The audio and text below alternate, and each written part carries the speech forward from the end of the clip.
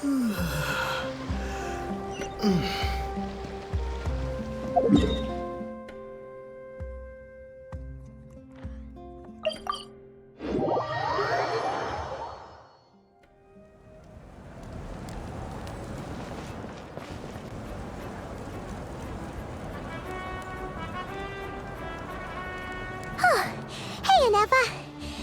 to keep you waiting. That is perfectly all right. My data indicates clear skies in the coming days. Current conditions for maritime travel, optimal. I'll be ready whenever you are. But are we really gonna set off without telling anyone again?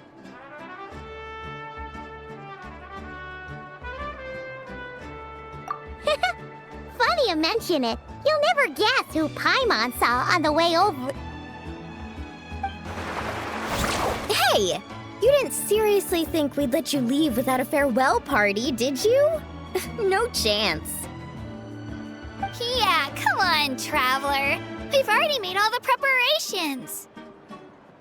And most importantly, how dare you try and slip away without first paying your respects to the almighty Dragon Lord! A little bird told us you'd soon be leaving for Nodcry. So, we asked Paimon to give us a heads up before the date of your departure.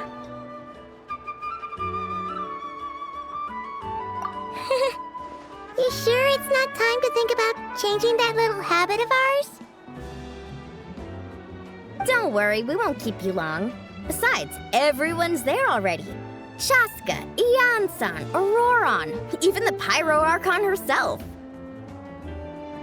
You're invited too, Anefa. Shilonen has a special gift for you. Accompaniment request accepted. Shilonen demonstrates excellent massage technique. My impression of her is exceedingly positive. Wait, so robots like massages too? Or is it just that Shilonen really knows how you're wired?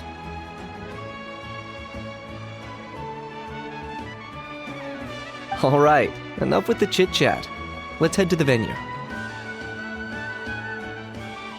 Woohoo! Party time!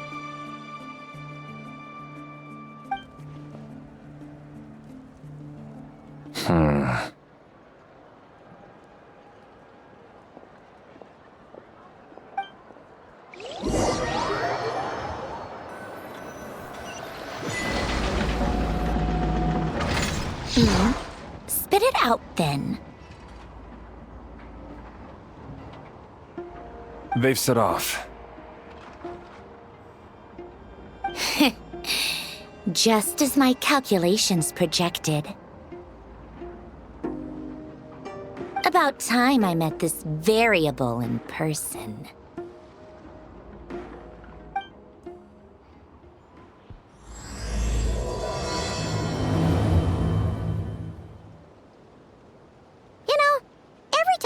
To a new nation, there's always a point where it suddenly dawns on Paimon. This is it. The next chapter of our adventure has begun. This time, it was the moment she realized she just polished off the very last of her Saurus crackers. Should have stocked up better at the farewell party. In other words, Paimon has marked the geographic coordinates from 2 minutes and 40 seconds ago as the boundary between Natlan and Notcry. This deviates somewhat from the official coordinates stored in my database. Paimon meant more in terms of how it felt on a psychological level. Anyway, what about you, Traveler? When did it really sink in for you? Huh, that actually kind of makes sense. What about you, Anefa? Come to think of it, maybe we should be asking the other way around. So, when you came over to Natlan, what was the moment you felt like you'd left Nodcry? In that case, probably when my sensors could no longer detect the moon's power. The moon?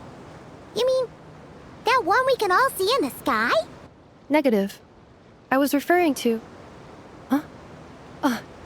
Here we are. Paimon, Traveler, we have arrived in Notcry.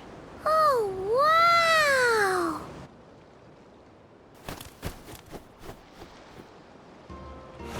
Paimon, Traveler, welcome to Notcry.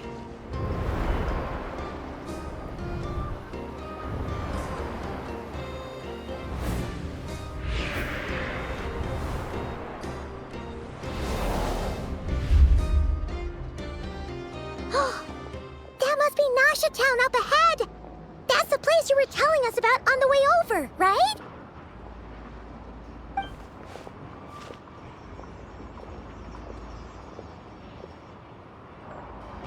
That is correct, Paimon. It is also the most bustling commercial hub in all of Nodcry.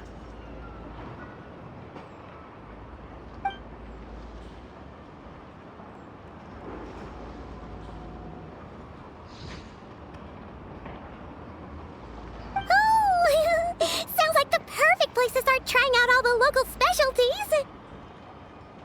Huh? Is something up, traveler?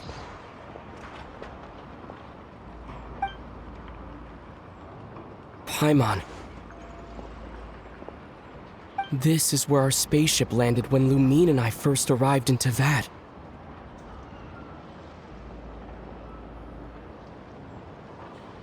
Huh? Are you sure? But how come you've never mentioned that before? Seems pretty important to Paimon. Oh, well, because those memories are really hazy. All I remember is Lumine waking me up and us leaving the ship.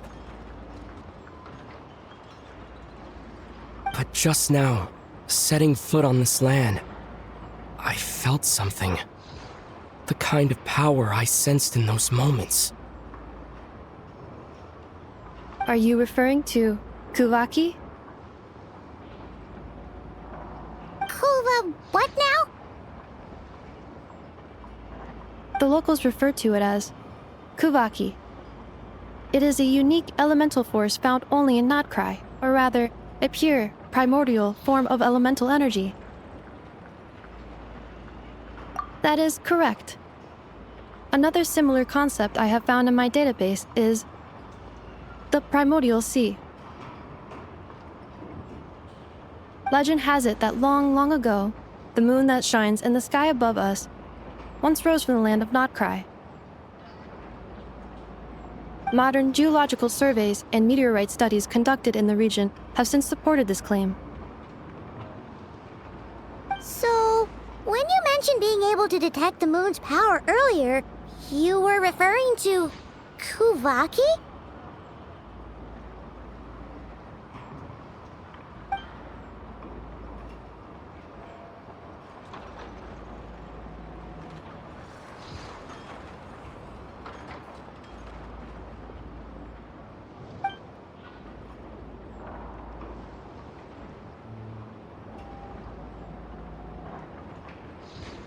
Wait, Traveler, you're saying we might actually find your spaceship here? Do you still remember where it landed?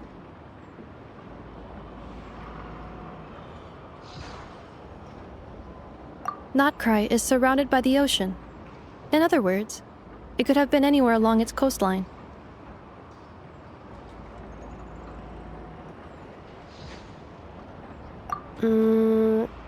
Negative.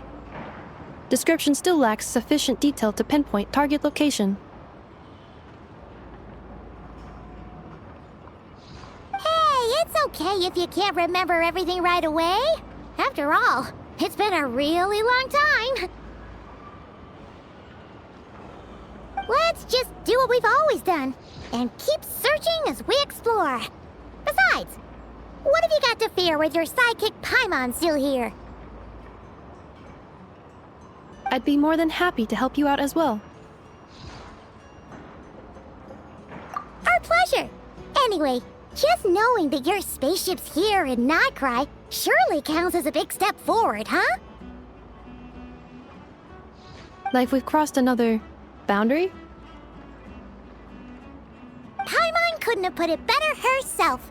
You sure are a quick learner, Inefa.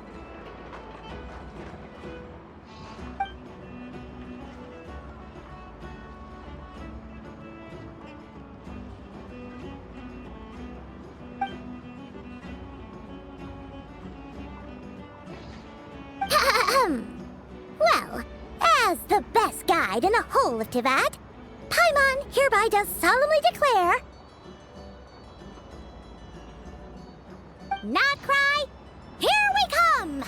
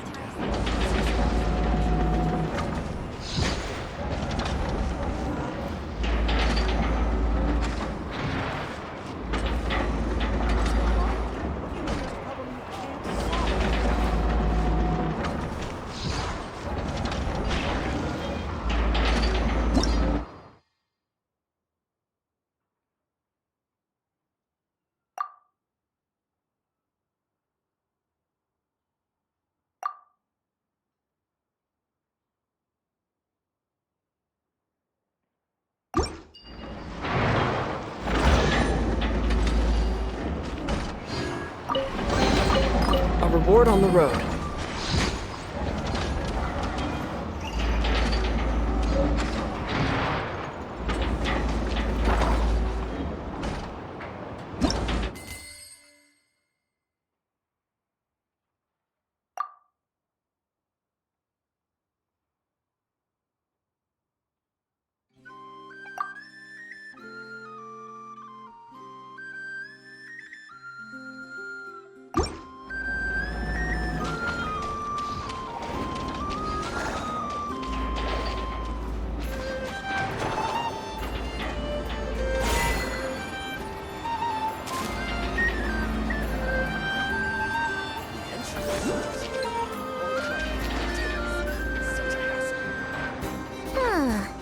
It just occurred to Paimon, if we were looking to put out a missing spaceship commission, or to learn more about Nodcry, wouldn't it make sense to drop by the Adventurers Guild?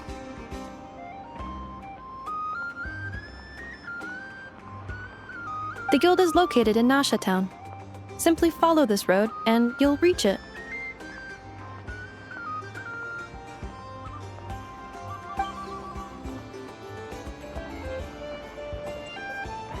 Huh? What in Teyvat is that? Looks kinda like a Sealy, floating around in the air like that.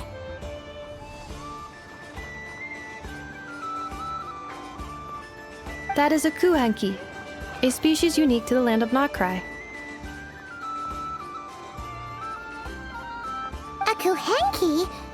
Does she have something to do with the moon, too?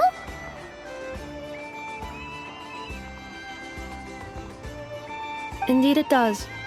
According to the Frost Moon Scions, the indigenous inhabitants of this land, the kuhanki, are said to be familiars of the moon goddess, leading those who walk in the moonlight's glow to things of great importance.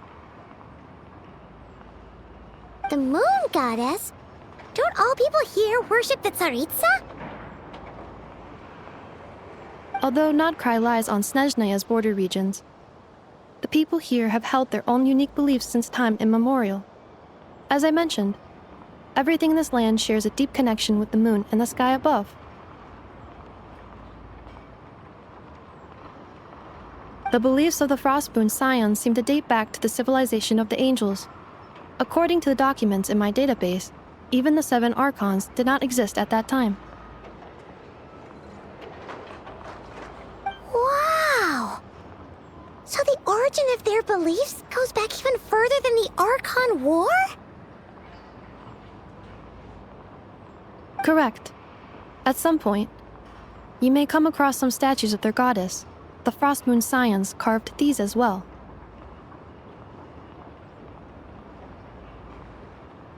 Hey! Looks like she's floating away! I suggest you follow her. The probability of an ordinary person encountering a kuhenki lies in the single digits. Many here consider them heralds of good fortune.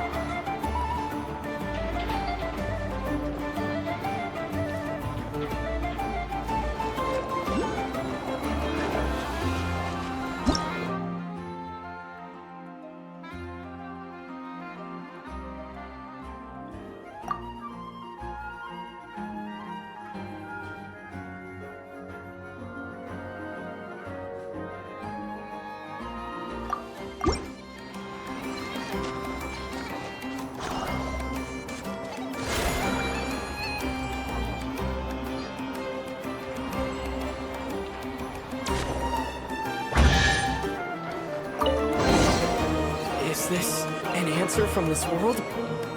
Is this a travel guide? Huh. It actually led us to something useful.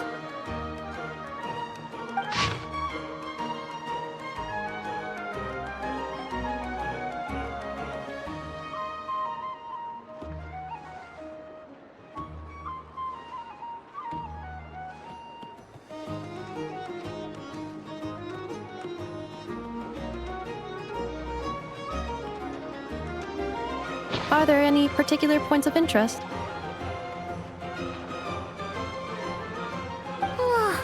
It all looks pretty interesting to Paimon. If we have time, she'd love to see, pretty much everything. Recalibrating route. If we keep following the current path, we will arrive at an area of scenic beauty. From there, we will be able to identify both the Adventurers Guild and several must-visit specialty stores. Yikes! Why is Paimon suddenly getting the feeling that if she doesn't step it up soon, enough is gonna put her out of a job?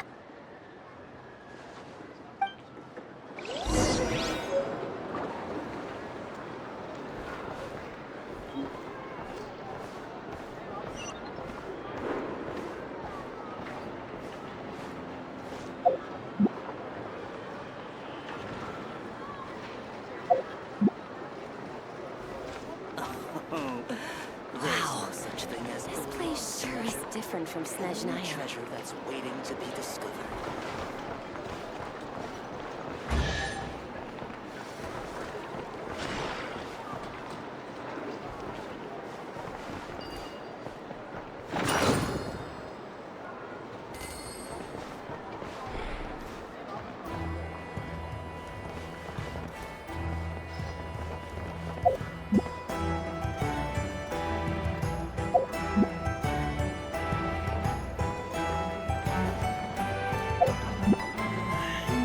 I should start writing novels instead.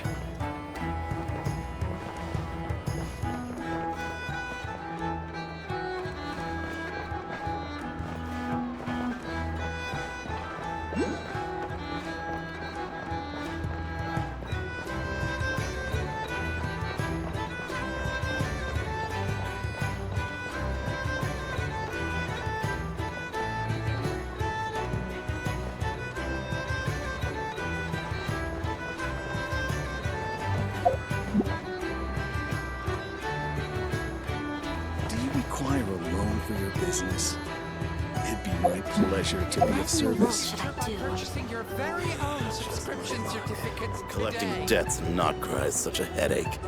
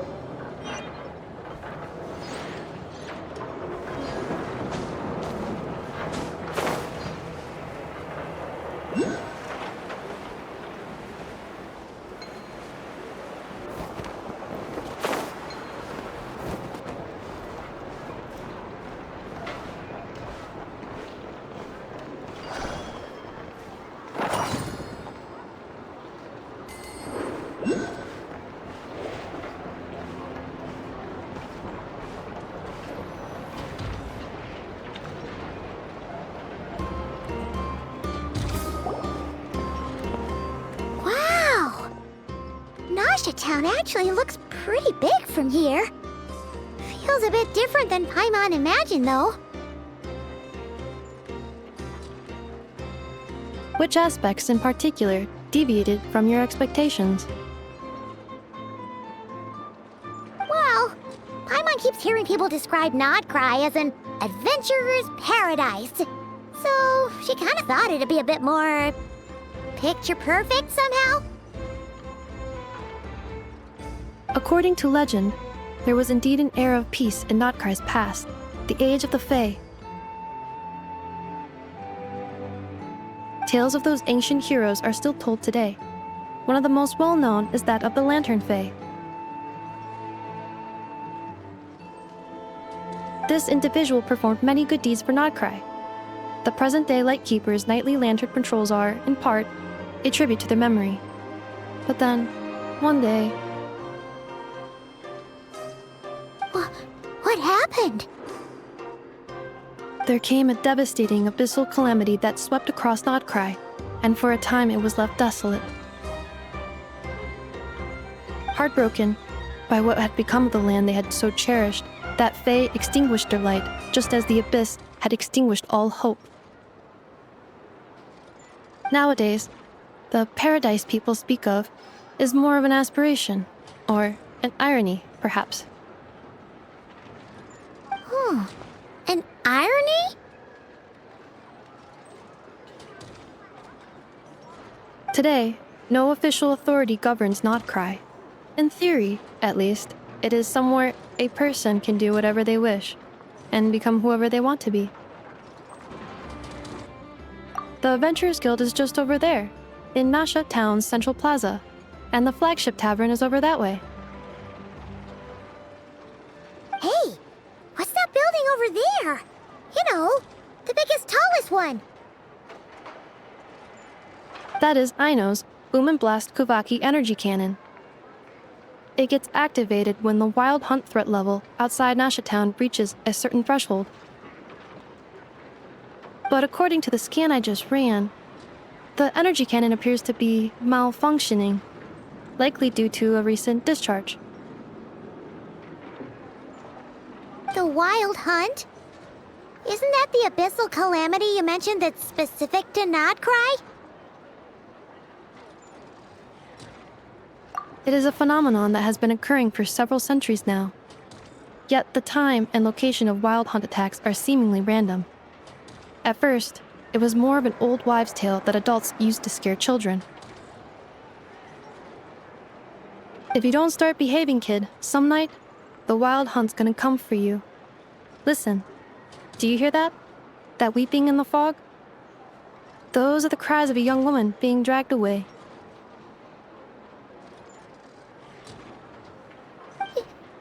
You're saying people actually hear things like that? I have not witnessed enough wild hunt attacks to give a statistically sound answer. But the oldest legends say that all people saw was the ghostly shadow of a woman in the mist. It wasn't until later that it became a full-blown calamity. Abyssal monsters and all.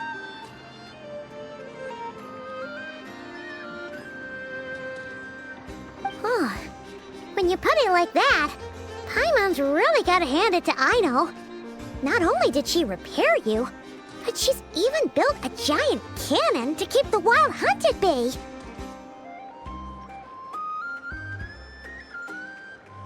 Absolutely. Aino is very impressive indeed. Anyway, according to my schedule, it is time I took you over to the flagship. Oh, sure. After all, we shouldn't keep Barca waiting. Well, Paimon's not sure if he'll actually show up at the bar this early.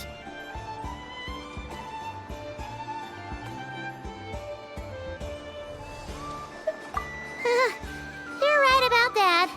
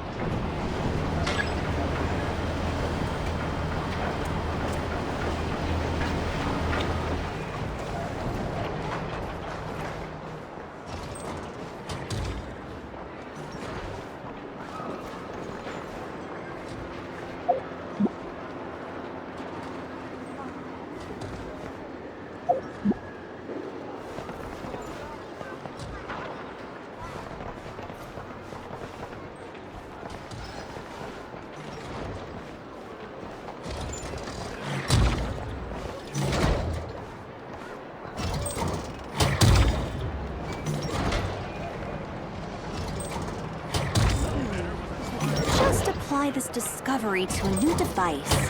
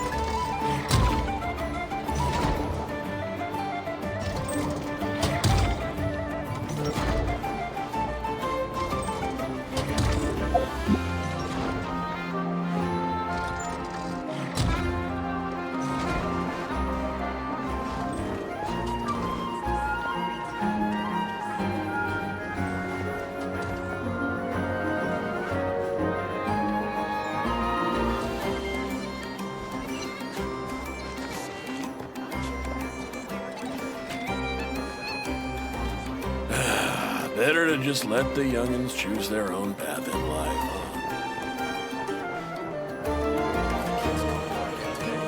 Fruits from every corner of Tibet, including rare Northland varieties you won't find anywhere else.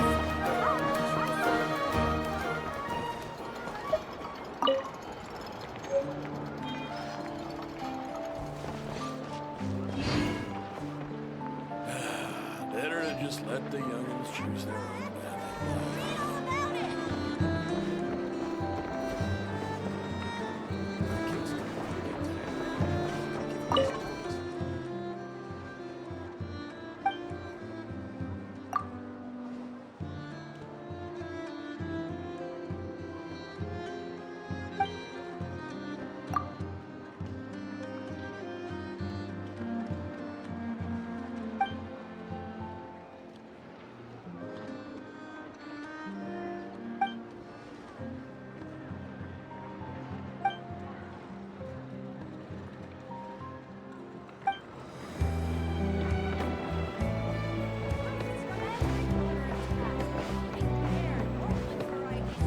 Huh!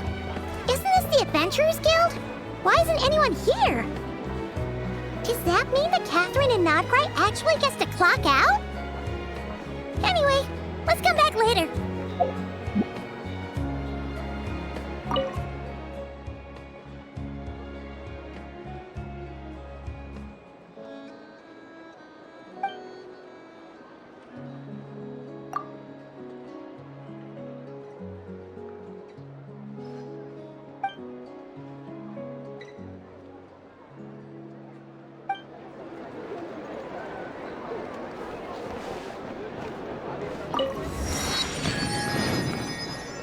This land looks nothing. Once they hauled everything over to Snezhnaya, wouldn't you agree?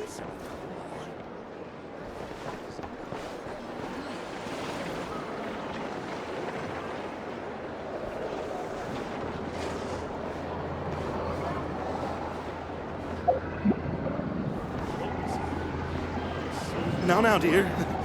This is just a temporary stop along the way. A vacation? The actual vacation comes right after Right. this. I promise. This is clearly some sort of exile.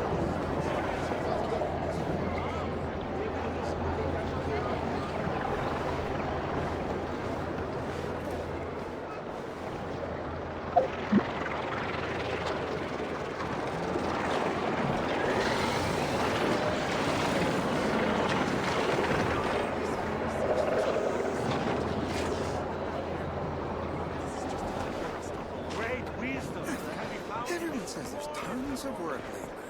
Why is none of it coming to me? Fruits from every corner of Tibet.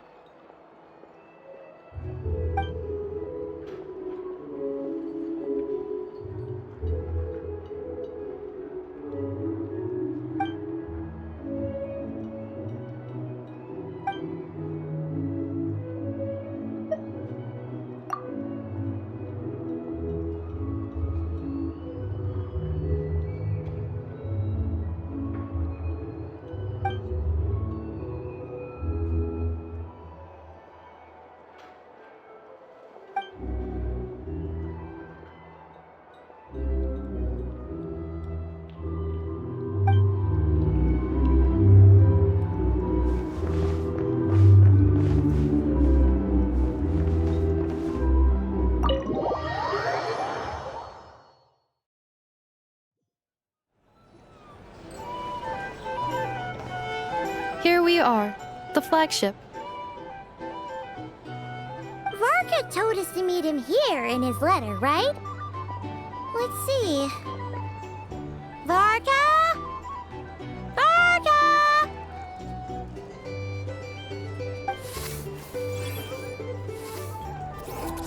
No matches, I identified. Huh.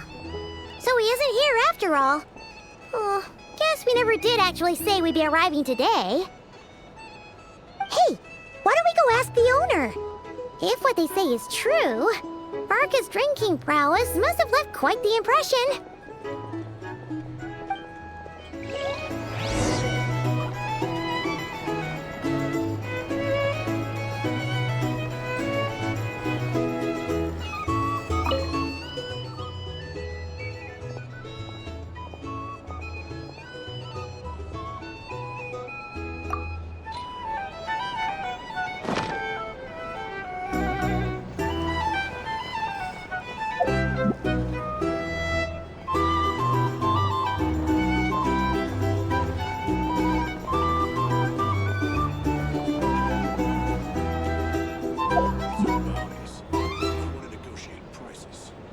Here's the thing. You can't fly without a little spice. Starters, I recommend you drink less.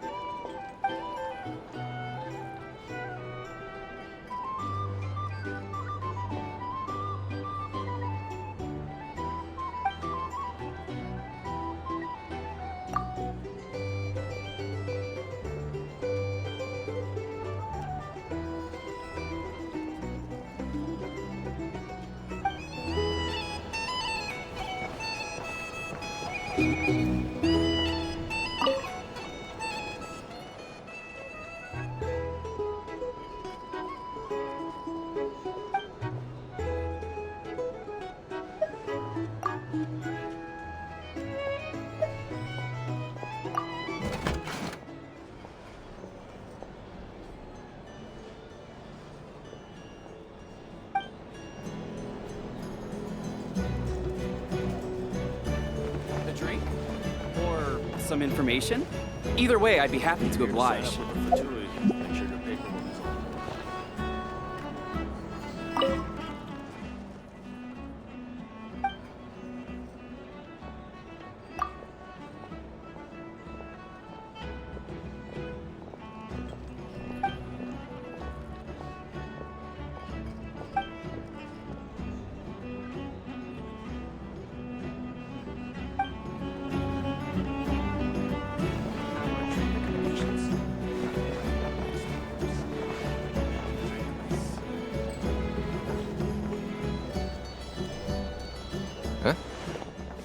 Well, well.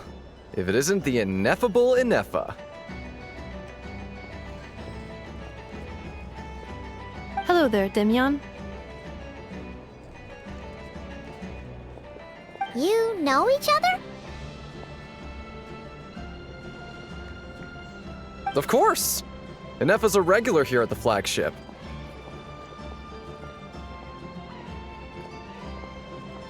So, robots are into booze too?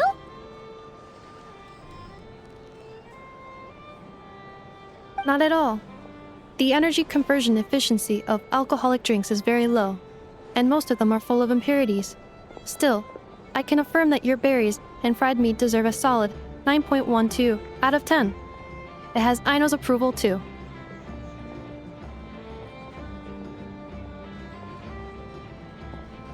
Funny that you should mention that. While you were away in Natlan, Varka would come in here every day to pick up a serving of berries and fried meat for Aino. Aww. He must have been worried sick that she wasn't eating properly on account of being so hung up about Inefa being gone. Actually, it's because Varka found out that Aino went wild after Anefa left, gorging herself on snacks she normally couldn't get her hands on. So it was more worry that she wasn't getting a balanced diet.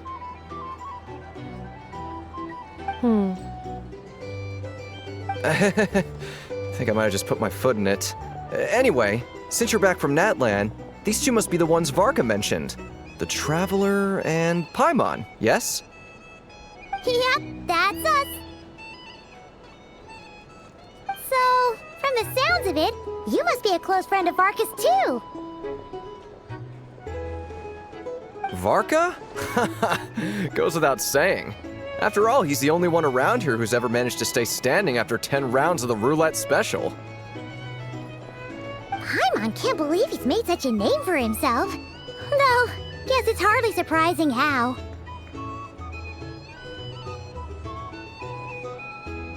Right now? Must be somewhere near Anvantinjarvi. That's quite far from here. Huh? Where's that? It's a lake in the northern part of Nodkrai. Word reached him of trouble brewing around those parts, so he took his knights to check it out.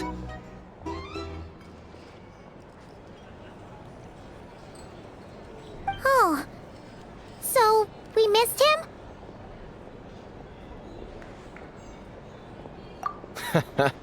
Varka knew you'd say that. So he specifically told me to make sure you stayed here and enjoyed yourselves. He sends his assurances that everything's under control. Well, if he's that confident, guess our only option is to accept. Anyway, it's not like there's any special cause for concern. He is the Grand Master, after all. Exactly. Plus, not only has he booked you into our finest room, he's paid for it in advance, too. Whoa! That's so generous of him! We might not have met yet, but Paimon's got a feeling that we'll get along with Varka like a house on fire. Oh, and by the way, he also asked me to serve up a portion of berries and fried meat for Anefa. That was prepaid as well. Thank you. No, thank you. I'm the one who should be grateful for your business. Traveler, Paimon, why don't you go ahead and drop off your luggage? I can use this time to go pick up some components that Aino asked me to bring back. Sure thing. Besides, now that we've got ourselves a map, once we're done unpacking, we might as well go for a stroll ourselves. Why don't we meet up again later? Oh. So you no longer require navigational assistance? No worries, we should be fine. We've got a rough idea of our way around town, so Paimon's reasonably confident we shouldn't get too lost. Thank you. This translates into an approximate time saving of 30%, meaning I will be able to see Aino about 45 minutes earlier than previously projected. Oh, right. You must miss her a lot, too. In that case, we better get a move on.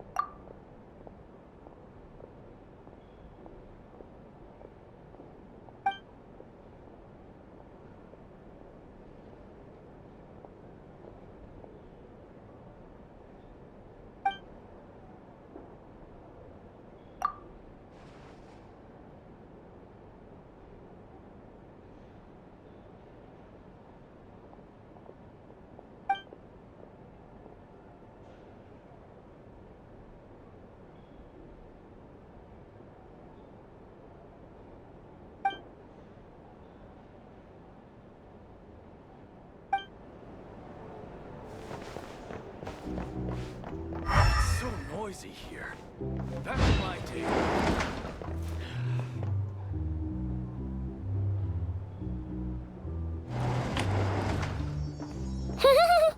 Feels pretty nice having someone sort out our food and lodging for us, huh? But is this really the flagship's best room? It's pretty big, make no mistake, but it looks a little worn out, right? Though, to be perfectly honest, that feels right at home with everything else we've seen of Nasha Town. You mean it's got something to do with Nodcry's history? Oh, that makes sense. But what exactly was this calamity?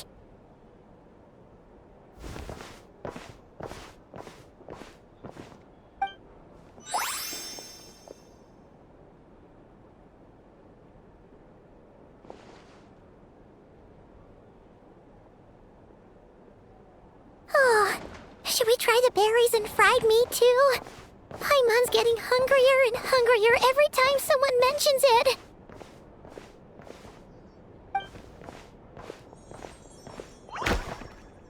Oh, sorry about that. Paimon wasn't watching where she was going.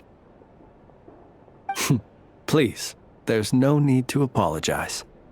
If anything, I'm the one who should be sorry.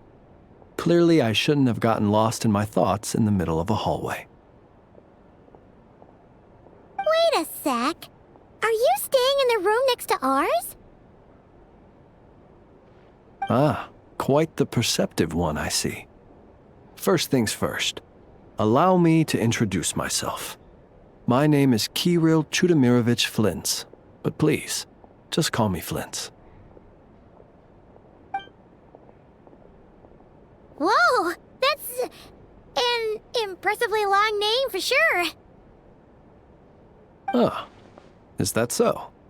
Names like mine ought to have been fairly common in Snezhnaya, at least in the past. Would I be correct then to assume that the two of you are travelers in this land?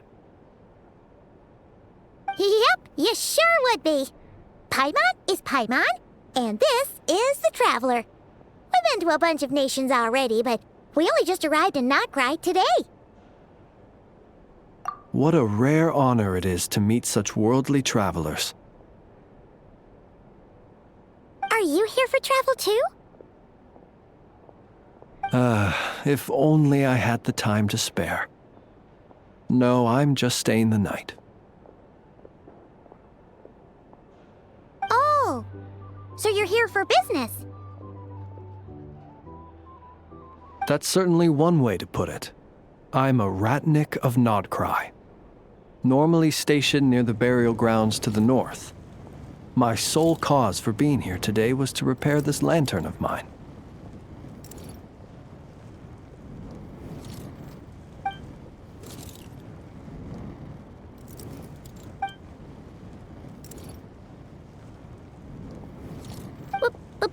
Burial grounds?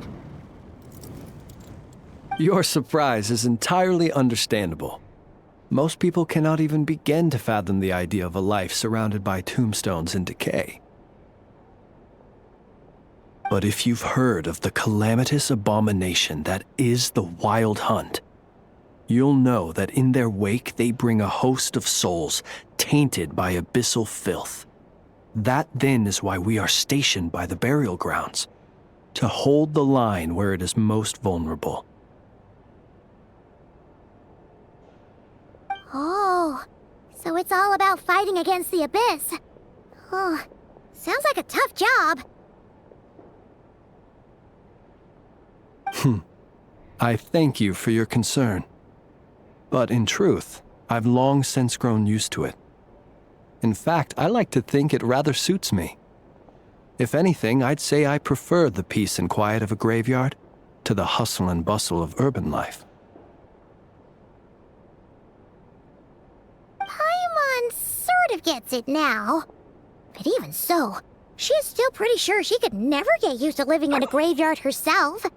For one thing, she'd be too scared to fall asleep at night.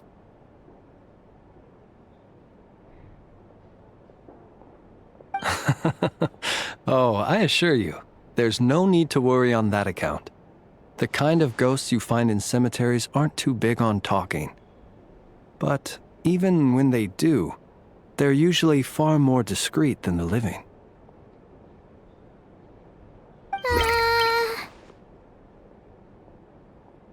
Well, would you look at that? Who'd have thought we'd end up chatting this long? Must have a lot in common, huh? Forgive me, but I must excuse myself, for the time of my appointment draws near. And in terms I'm sure you'll understand, a lanternless ratnik is like a mapless traveler. A serious conundrum indeed. Oh, sure. In that case, you go right ahead. We won't keep you any longer. Not at all. Should the opportunity present itself, I'd gladly continue our conversation another time. You're always welcome to come visit my grave. The grave I stand watch over. Your visit would bring much-needed light to that place of final rest.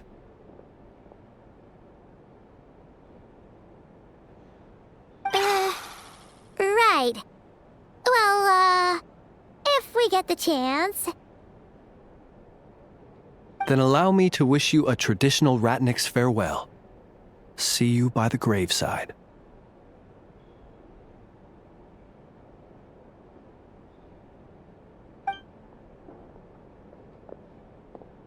Ugh.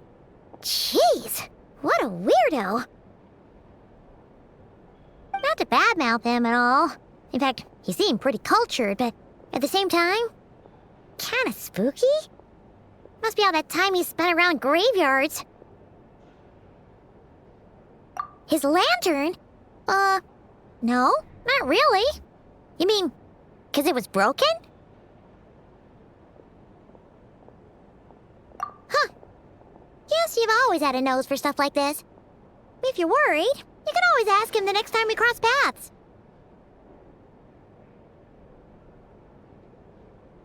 Hey, don't you start spouting all that weird stuff too.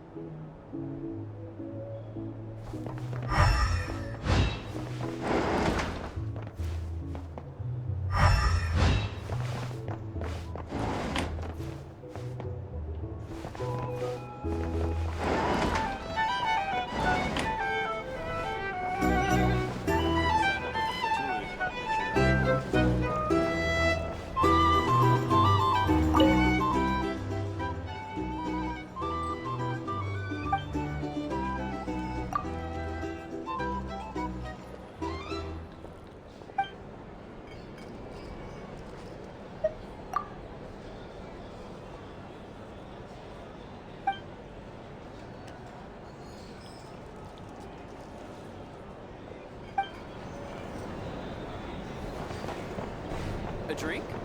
Or some information? Either way. Here's the thing. You can't live life without a little spice.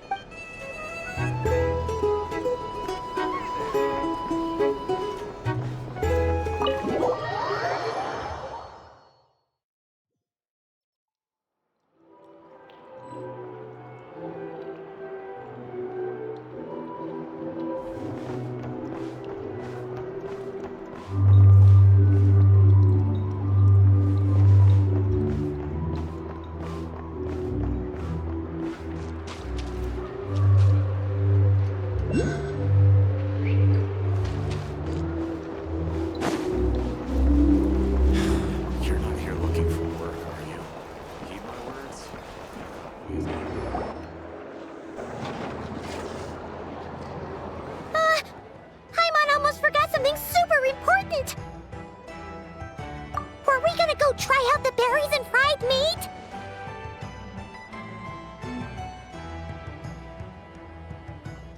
But now, heading all the way back to the flagship feels like such a waste. Please, accept today's boon. Come night or day, may the blessings of the moon goddess shine down upon you.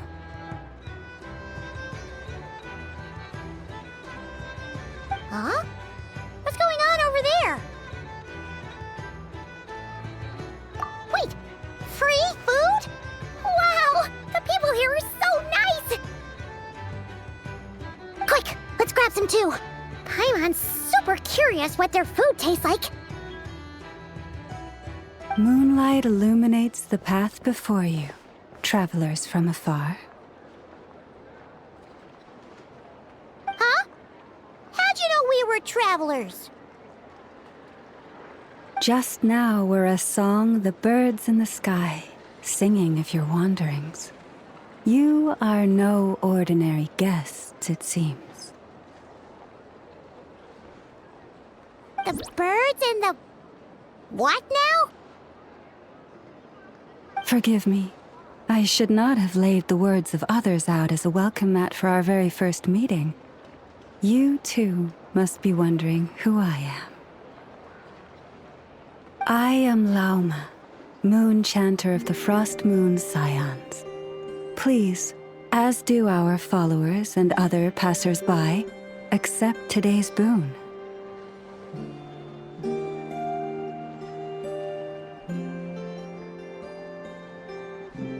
Happy to oblige. Paimon's name is Paimon, and this here's the traveler. Thanks so much for sharing your yummy food with us. We'll take one each. Think nothing of it. These fruits were the finest we found, delicacies gathered in the wake of the morning dew. It is my hope that partaking of them may lift your spirits to heights anew. The finest you found? Wow! That sure is kind of you, but wouldn't you want to keep those for yourselves?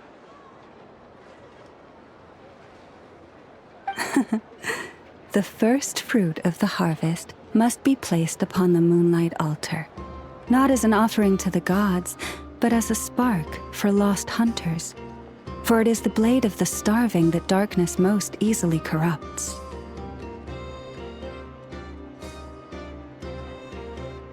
As perhaps you have already heard, we Frost Moon's scions revere and worship the moon goddess. We believe that together, virtue and compassion are the shining light that will lead us all out of the long, dark night. And now, with tides of haughty Fatui swarming into Nodcry, driven by greed and greed alone, more than ever before, we must all unite under the banner of virtue. Huh! Look who it is again. Those unsufferably kind-hearted Frost Moon scions. Got enough for us too? That's right! 2 servings each! We're starving over here! Fatui! After what you've been doing to our sacred statues, how dare you even show your faces? Wilhelmina, bestow today's boon upon our guests. You hear that? No slacking now. We'll have the very best you got. But, my lady, they... Please, you two, accept this meal. But remember this. Kindness is the first lantern left to guide those who stumble in ignorance. Come again? Let me finish. But should they still refuse to follow the moonlit path, then by our frosted blades shall we show them its shadow. You! Hey, look who it is. Whatever. Just you wait. We'll be coming for you next. Where's the meat? Who wants to eat this garbage? Those stooges really are the worst. Ever since they came to Nodcry with all their weird equipment and built that so-called experimental design bureau, our lives have been turned completely upside down. Judging from how they reacted just now, it seems the Fatui already know who you are. Well, we have gotten in their way in pretty much every nation we visited, so we're probably at the top of their blacklist by now. I see. Then, on behalf of the Frost Moon Scions, I thank you for the goodwill you have shown us. Because if they had gotten ahead of themselves just now, I'm sure you would have stepped in to help. Just as the birds and beasts put it, your arrival heralds joy to us all. Besides, for a weary traveler far from home, what better respite than to bathe in the moonlight? You will always be welcome at the Frost Moon Enclave, the place we call our home. May we meet again in the moon's gentle glow. These are delicious! So refreshingly fresh! Those two Fatui wouldn't know a good thing if it came up and bit them on the shoulder. Looks like Neve isn't done with her shopping yet, and the Adventurers Guild is still empty. Where should we head next? Good idea! Wouldn't want to let the Kuhenki down, after all. Let's see... Okay, Paimon's got our route all figured out. So, all that's left to say is, don't fall behind. This is Nuts and Nuts. It's mostly a fruit shop, but there's a crafting bench too. This is the Speranza, one of the travel guide's recommended restaurants. All the waiters here are kids. This is the Vesnitsi Prolecha greenhouse. Apparently, their flowers are all made of metal, so they'll never wilt away. And this is the Rossum Workshop. If you ever need a weapon made, this is the place to go. And over here, they've got a super tall observation deck. Whoa! Take a look at that! You can see really far out into the distance.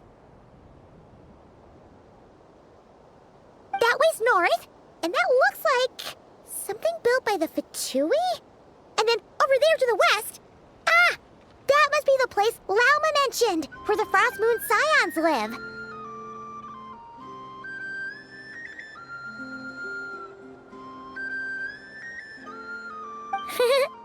So, what'd you think? Even if Neve kinda stole her limelight earlier, this just goes to prove that Paimon's own tour guiding skills aren't too shabby either, right? She sure is! It'd take hundreds of years of practice to beat the best tour guide in all of Tibet. Huh? Look! There must be someone at the Adventurers Guild now! There's already a line forming outside! Looks like we'll finally be able to ask about your spaceship! Oh, or was there anywhere else you wanted to stop by first?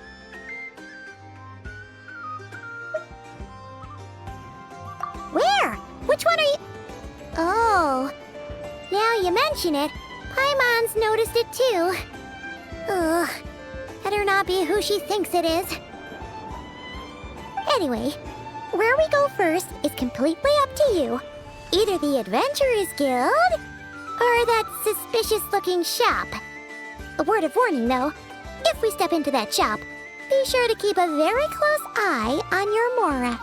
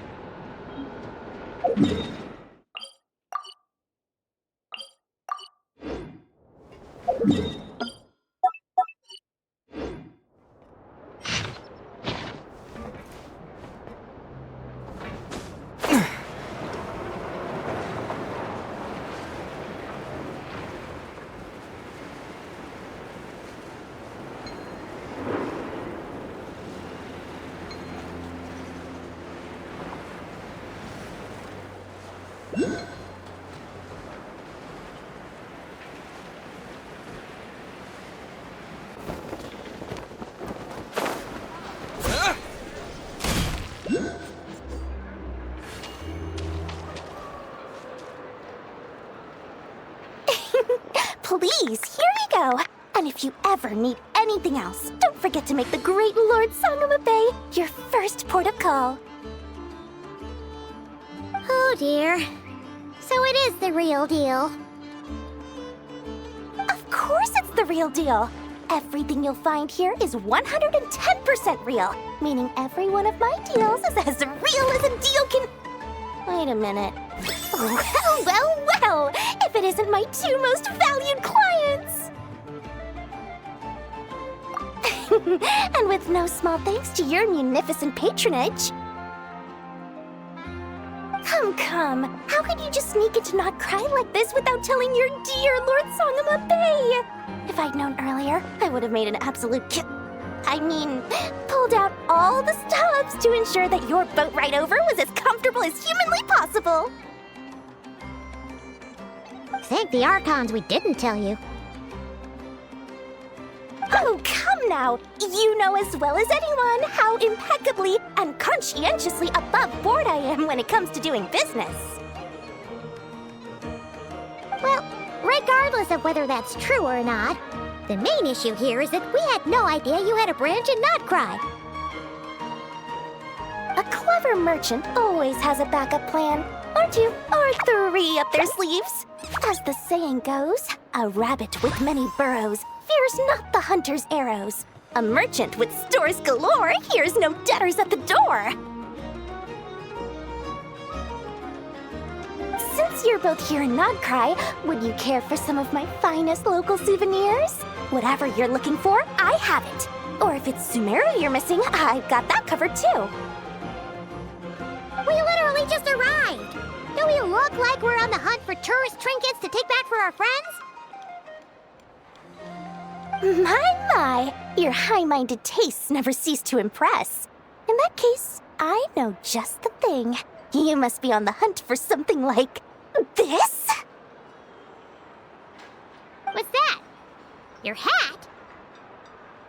Information, of course. Information about Not Cry. Locked securely in the otherwise impenetrable vaults of the Lord Sangama Bay's brilliant mind.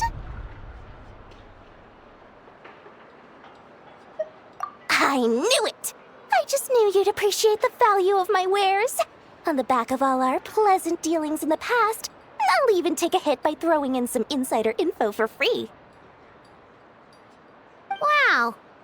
You sure are feeling uncharacteristically generous today.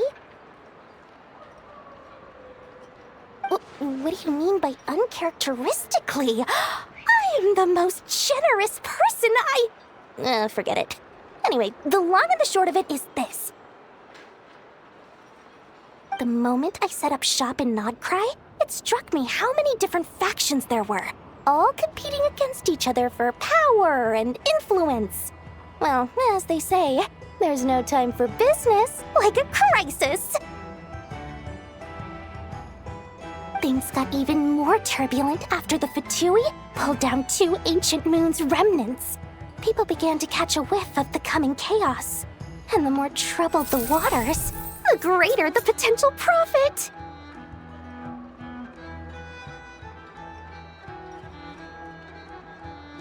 Not at all sorry to interrupt, but we're not here for Mora. Oh, really? But surely it was the tales of an adventurer's paradise that brought you here. The chance to take your very own slice of all the latest and greatest business opportunities? In that case, what would you like to know about? The Frost Moon Scions? You mean the people who believe in the Moon Goddess? They're not a bad bunch, it's just, well, they have such simple tastes. No luxuries, no indulgences, no nothing. Trying to earn a little more from that lot is like trying to squeeze blood from a stone. Still, things between them and the Fatui have gotten pretty tense. It's only a matter of time before the powder keg goes boom. And when that happens, that's when business will start to boom too. Oh, they're an organization set up to keep the locals safe. Apparently, they have a long and glorious history, and they're made up entirely of volunteers. But seriously, a volunteer organization in Nodcry? This place is hardly a magnet for noble hearts. No pay, all work? That's not a business model, and it's certainly not for me. Everyone knows they're here for the Ancient Moon's remnants, but no one's sure why they pulled them down in Nodcry of all places.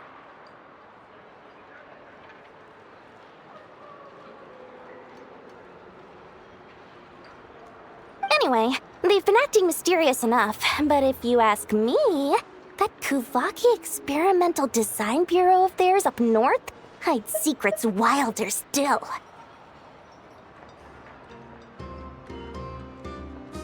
That bunch of booze-loving monstators? Ugh, don't even get me started. As fellow Outlanders, I thought they'd be easy pickings, but somehow, every single one of our business negotiations wound up at the flagship. I've done plenty of deals with heavy drinkers before, but those guys? I never once made it to the contract signing before blacking out. I'm getting flashbacks of the hangovers just thinking about it.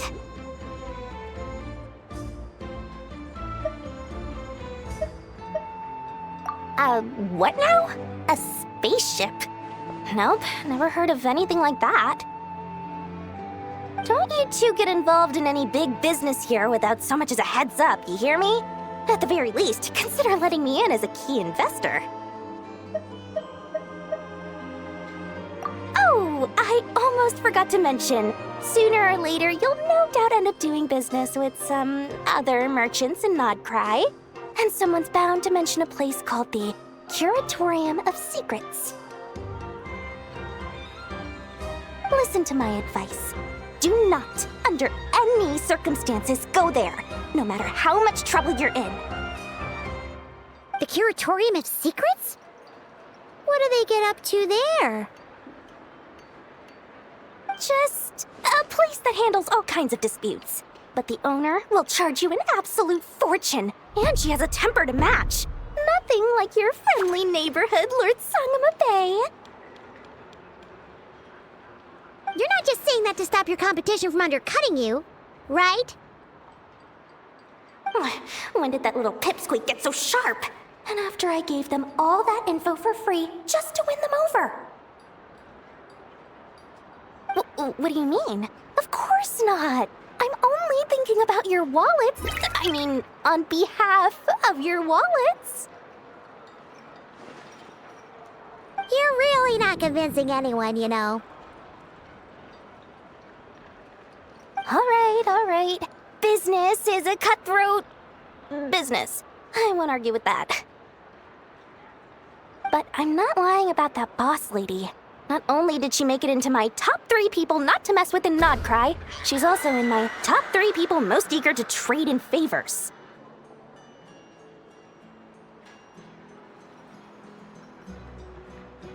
Seriously? It feels like you're just bad-mouthing your rival now. Fine. If you don't believe me, go see for yourselves. We might both be from Sumeru, but compared to hers, my conscience is so large, why, it could fill 3 whole palaces of Alcazar's. But when you realize what I'm saying is true, don't say that good old Lord Sangama Bay didn't warn you.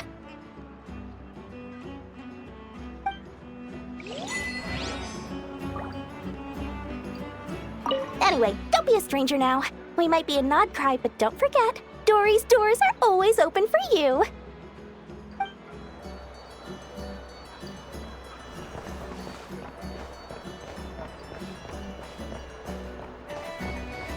Nothing here is particularly rare or valuable.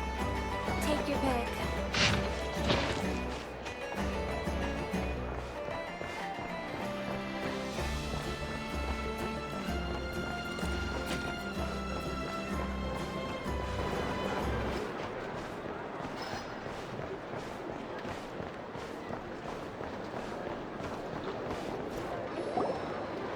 Lucky us! The line seems to be gone now. Come on, let's go say hi to Catherine. Hey, Catherine! We meet again!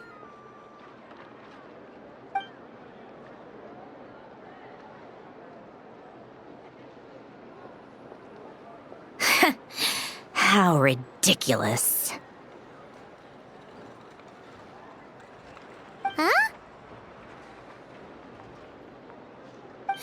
They often say that mortals, shackled by their own flesh and blood, may fail to perceive the truth of this world, even when it is right beneath their very noses. Yet I had not expected to have the pleasure to witness such heights of absurdity firsthand. But Paimon must have gotten the wrong person. At second glance, you do seem a bit younger than Catherine, and you certainly sound a lot less friendly. A creator might forgive ignorance, but being mistaken for one of my own creations is beyond all pardon.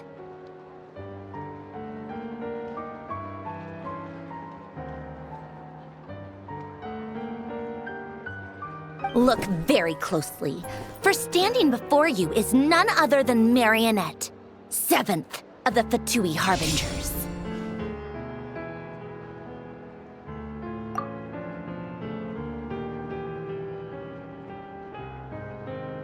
A harbinger?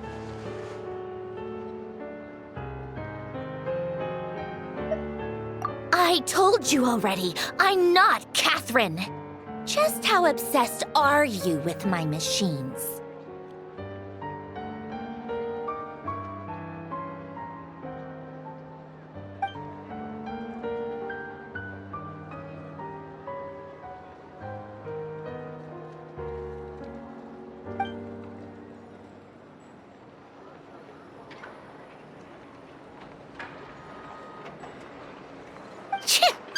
Today's encounter is merely a courtesy call.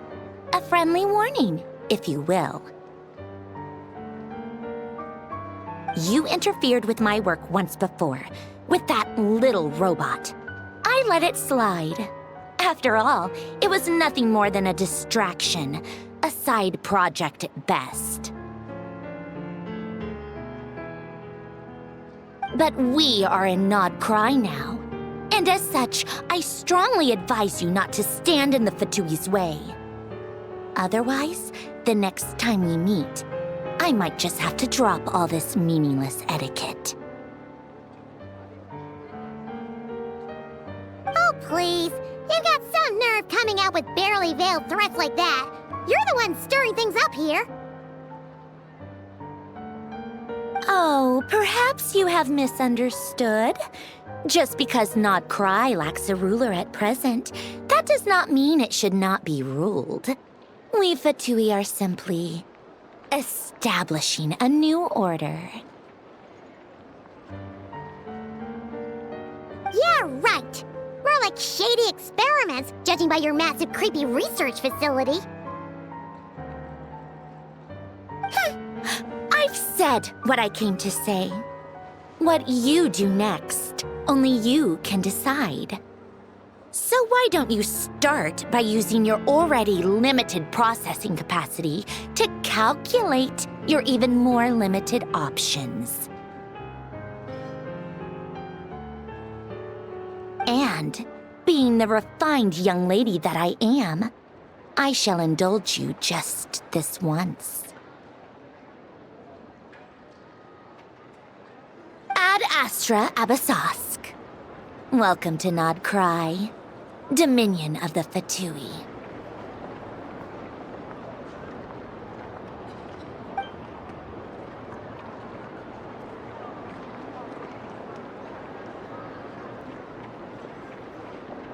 Ugh! Paimon's so mad right now! How can anyone so obviously evil be so annoyingly self-righteous?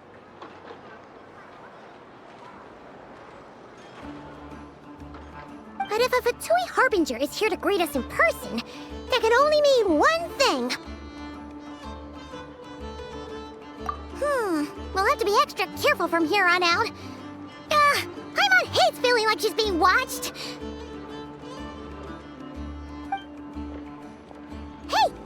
real Catherine's back! Ad Astra Abyssosk. Welcome to the Adventurers Guild. How may I help? I will do everything I can to assist you. Oh, you're so much nicer to talk to, Catherine. Please don't leave us again, okay?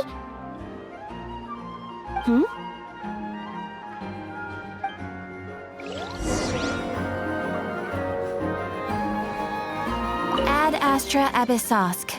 Welcome to the Adventurers Guild.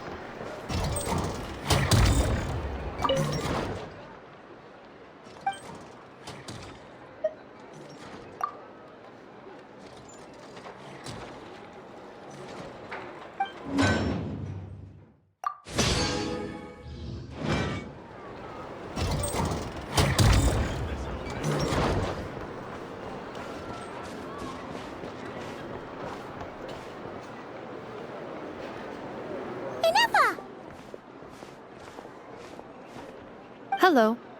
I was just about to start tracking your whereabouts. Did you manage to get everything Aino asked for?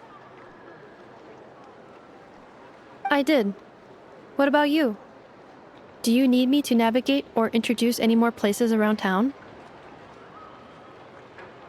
Not for now. We've seen most of it already. We probably need some time to process everything we've learned, though. Any progress with the spaceship? No. Catherine came back just now, so we asked her, but even she hasn't heard a thing. One possible explanation is the vast stretch of time that has elapsed. Additionally, given the limited resources available on Nodcry, it is entirely plausible that the wreck was scrapped for parts, or even mistaken for a pile of broken machinery. Aww.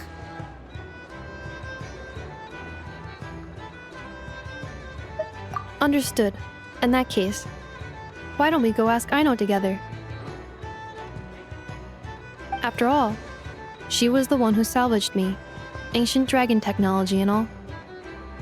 If there really are any unusual parts floating around Nodcry, there's a high chance they've passed through her hands at some point or another. Good point. And since you keep mentioning her, we're curious to meet this whiz-kid mechanic too. Understood. Then I'll handle navigation as before. ETA at the Clink Clink Krumkake craft shop. 34 minutes ahead of schedule.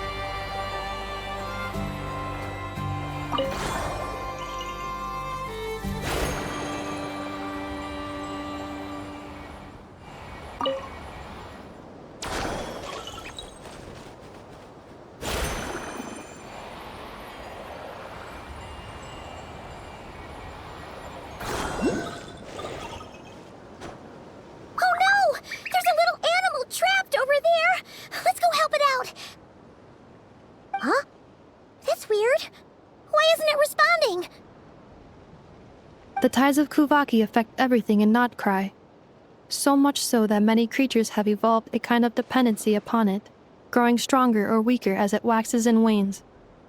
This little animal must have been caught here unprepared. So you're saying we need to use Kuvaki?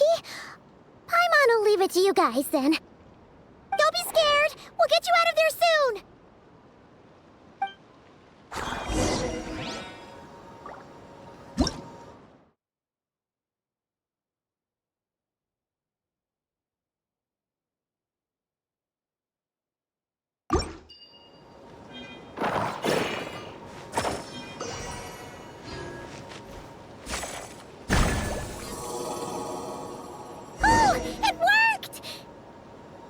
Off you go now, little one. Don't go getting yourself caught again.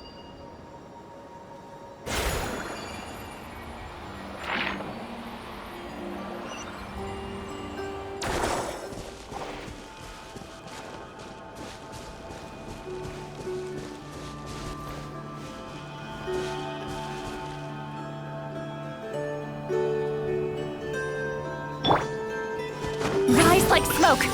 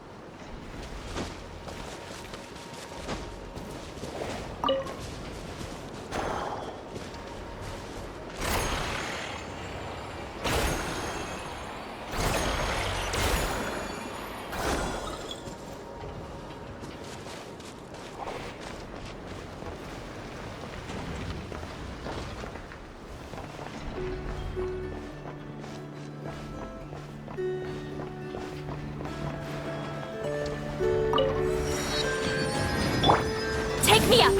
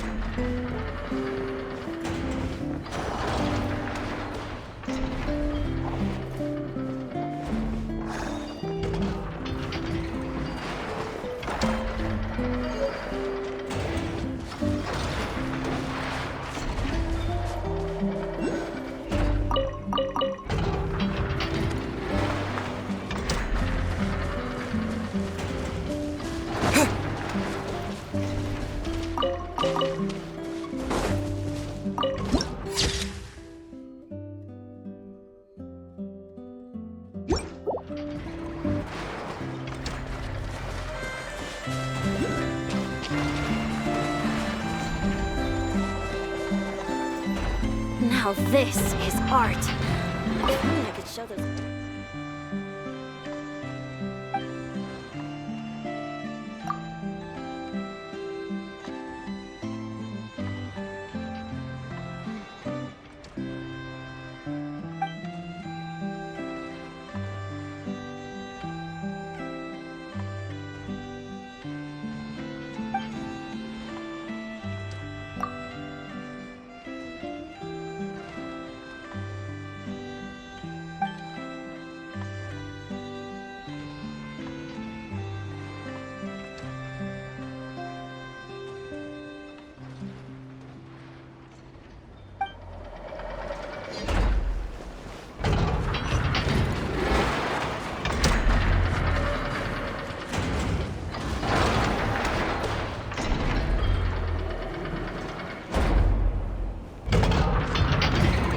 Here we are.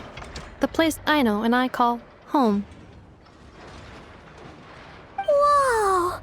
So many machines that Paimon's never even seen before. And then there's all these little robots. Did Aino build them all? That is correct. It looks like Aino has created 3 more little bots since I've been gone. Aw. Well, you were gone for quite a bit. She must have missed you. I missed her too. I want her to see what I've become. Let's not keep her waiting any longer then. Come on!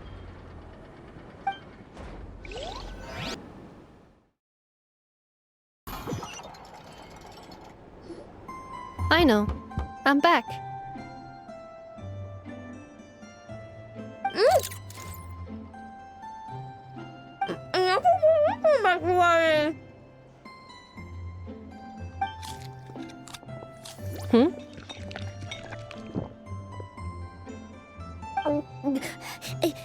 Neve?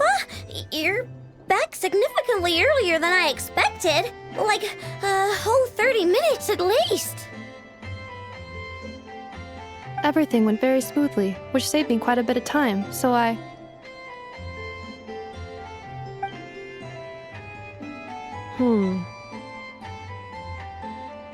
know. Could you turn around for a moment?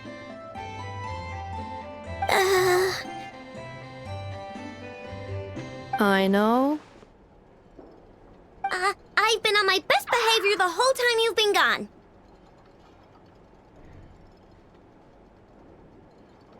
She's got chocolate all over her mouth.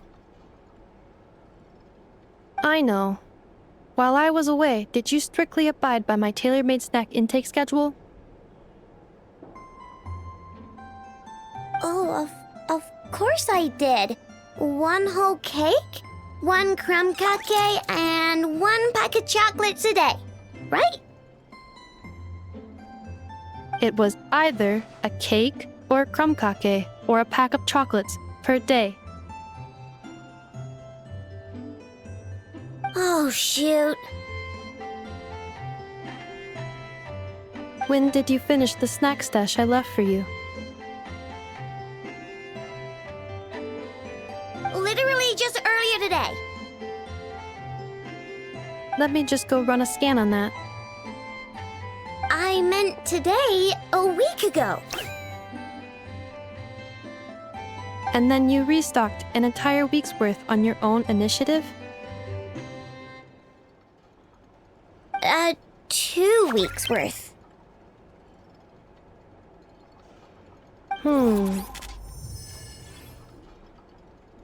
Why does Paimon feel like the roles in this household are pretty much the opposite of what she imagined? Calculation complete. Aino's recommended snack calorie intake for the next 4 weeks. 0. Ah, no fair! You're a meanie, Neve. This is what happens when you break an agreement. Oh, come on! Don't do this to me! I only ate a teeny bit extra every day. Just a teensy, eensy, weensy bit extra. That is objectively not a Teensy, bit extra. Seriously? If you'd only arrived half an hour later, I would have had everything cleaned up and you wouldn't have noticed a thing. But now that I think about it, you even said you'd come back a bit earlier than you did, so I wouldn't have to worry.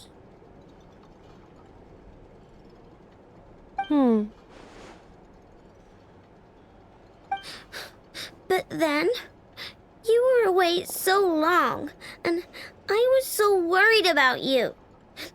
And that's the only reason I even... Oh. I know. I am very sorry to have kept you waiting. I'm back now.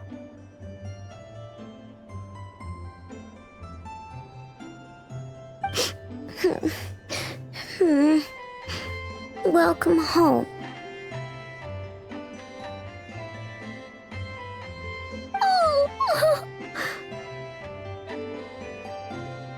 So, will I be able to keep eating snacks as usual now? Negative.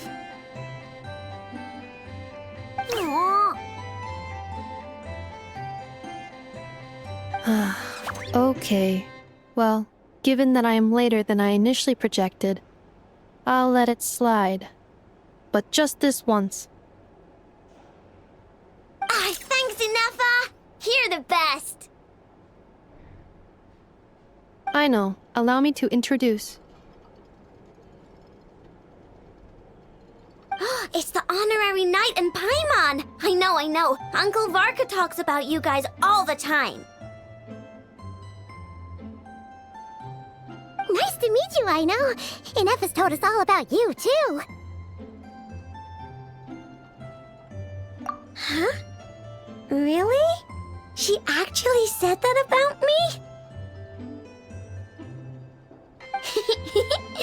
Well, she's not wrong. Oh yeah, so, you're here to see Uncle Varka, right? A couple of days ago, he suddenly said he had to head out on business, and that he might not be back for a while. He asked me to let you know if I saw you. Yeah, we heard about that at the flagship. Did he say what he was doing? Nope. Just told me to take good care of you guys and make sure you feel right at home. Oh, shoot. Please, take a seat.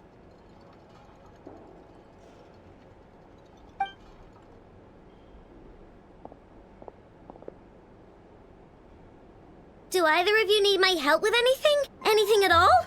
After all, I'm the head of this household. Sure wouldn't know it from that snack tantrum she just threw.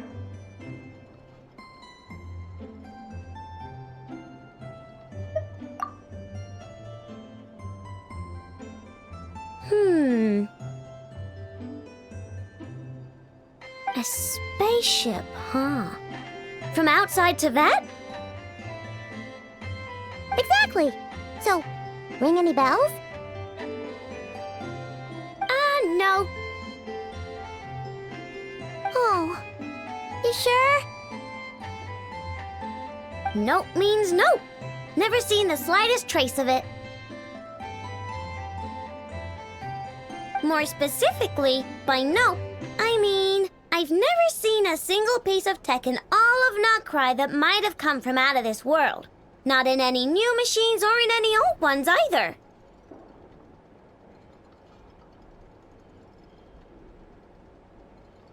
Huh. What I know means is that your spaceship almost certainly has not been disassembled nor repurposed as parts for other machines. Oh, so that's what she was getting at. Yep. I've taken apart pretty much all the fun stuff in this city at one point or another, but I don't recall ever seeing any components that were anywhere near that special. So, either your spaceship crashed somewhere it's never been found, or someone did find it and then hid it really, really well. But who would even do something like that? Beats me. Maybe someone who thought they could stash it away for a rainy day. Just like how I sometimes hide snacks in the...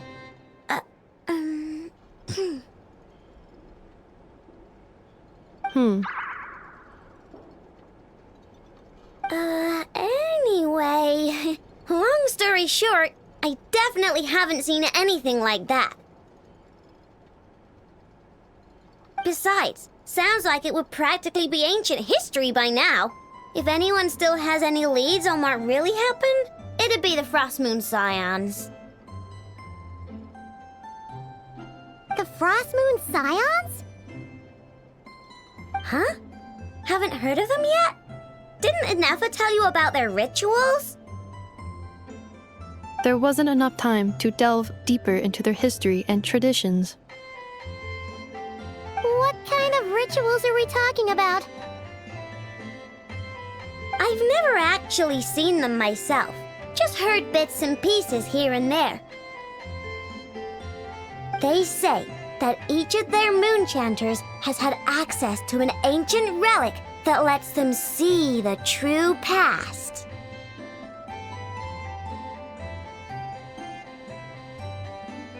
Not sure exactly how it's meant to work. I can't get my head around anything that can't be explained by either machines or science. And to tell you the truth, I don't like it much either. Looks like we'll have to try our luck with the Frost Moon Scions. Aw, leaving so soon? Sure you don't want to hang out a little longer? It's getting late, I know, and these two still need to head over to Hisi Island. It would not be convenient for them to linger much longer. Aww. Alright then. Don't worry, we'll be sure to drop in on you as often as we can. Really? You promise?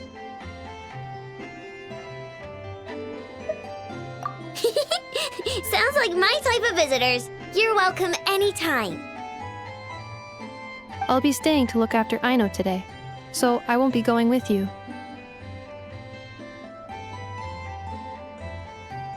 Hey, don't sweat it. We'll find our way just fine. I'm glad to hear that. Also, I must admit, I have very much missed the charging bed that Aino made for me.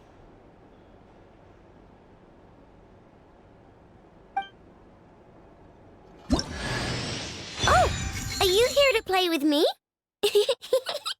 My name's Aino, and I'm an inventor. Me and Anefa live together. I could probably eat all the cakes and cookies in the world because I love them so much. But my favorite kind of all is Lockaberry Crumb Cake. Come visit my Clink Clank Crumb Cake craft shop whenever you want. Anyway, that's me. What about you? Tell me something about you, then we'll be friends.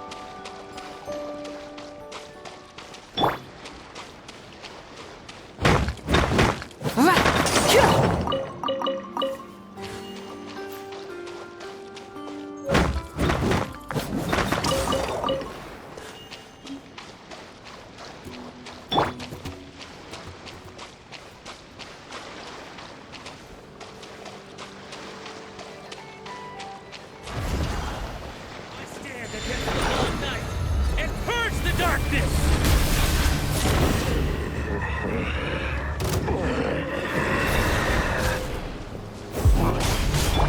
Rise with the sun! Rise. Show no mercy! Laline, East Papa!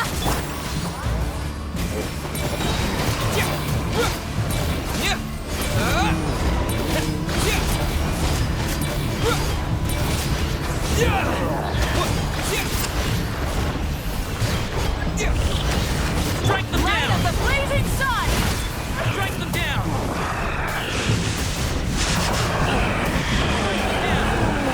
Incinerate! Light it up! I stand against the long night! How dare you! Purge the darkness! Get to work!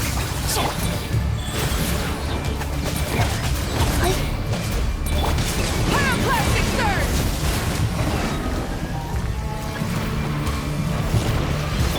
Strike them down!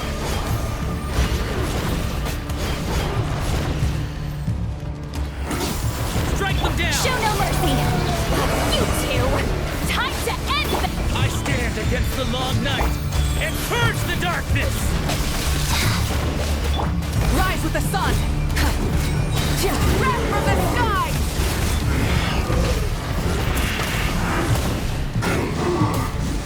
Strike them down!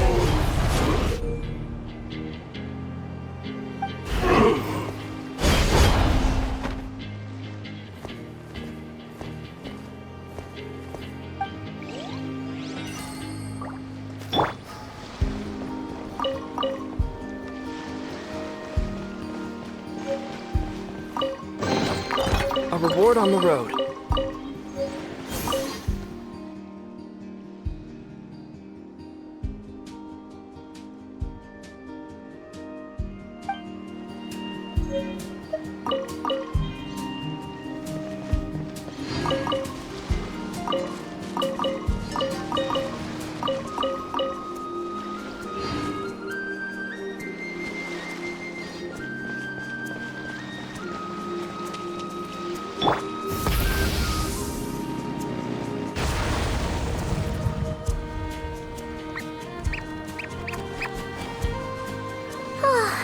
Seeing Anafa and Aino reunited like that sure was heartwarming. We should definitely hang out with them more in the future.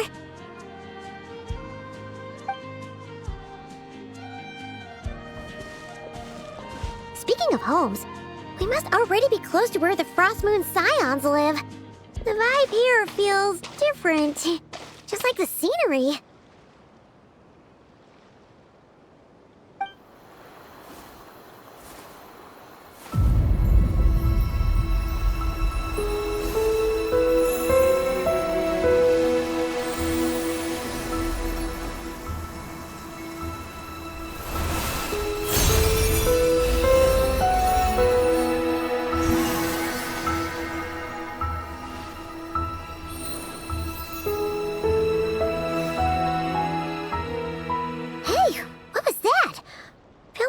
Sort of breeze blew by, and then the petals suddenly turned into...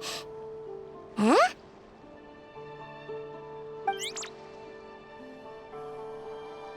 Is that a Kuhenki? She looks different from the ones we saw before.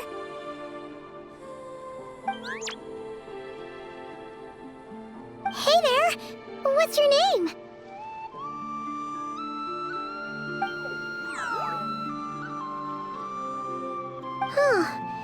Doesn't seem able to speak.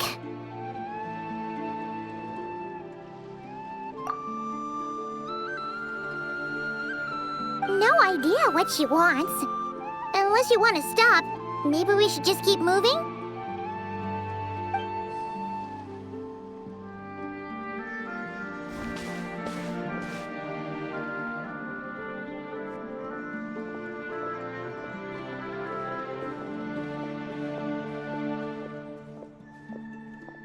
She's following us!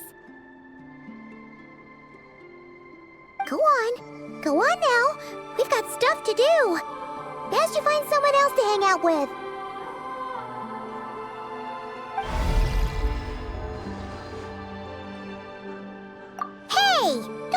like Paimon some kind of meanie.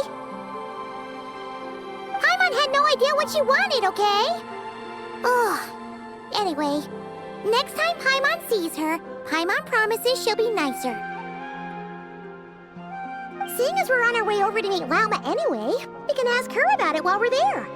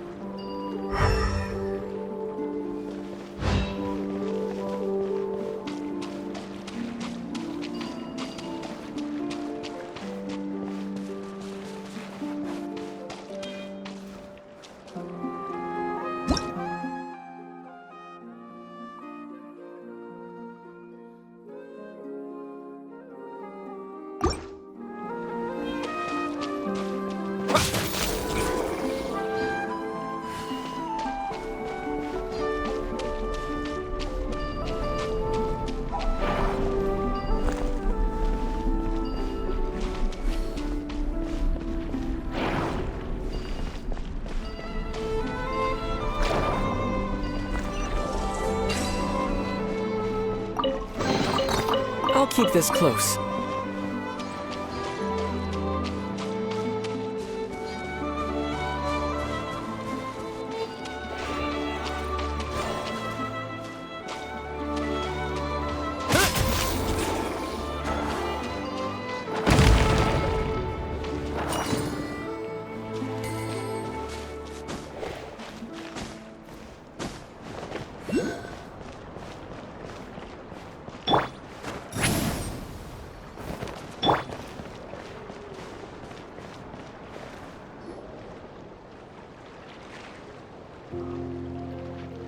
Huh?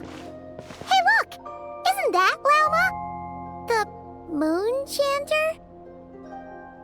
Let me take a look at your wound. You must be more careful. Doesn't matter how much of a rush you're in, your safety always comes first. Oh, you're back too. How was your day?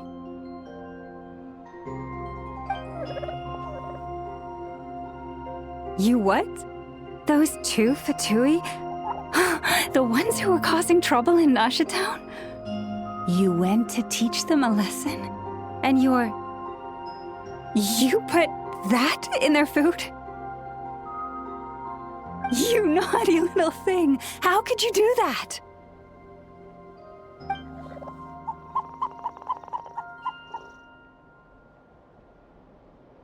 They didn't notice.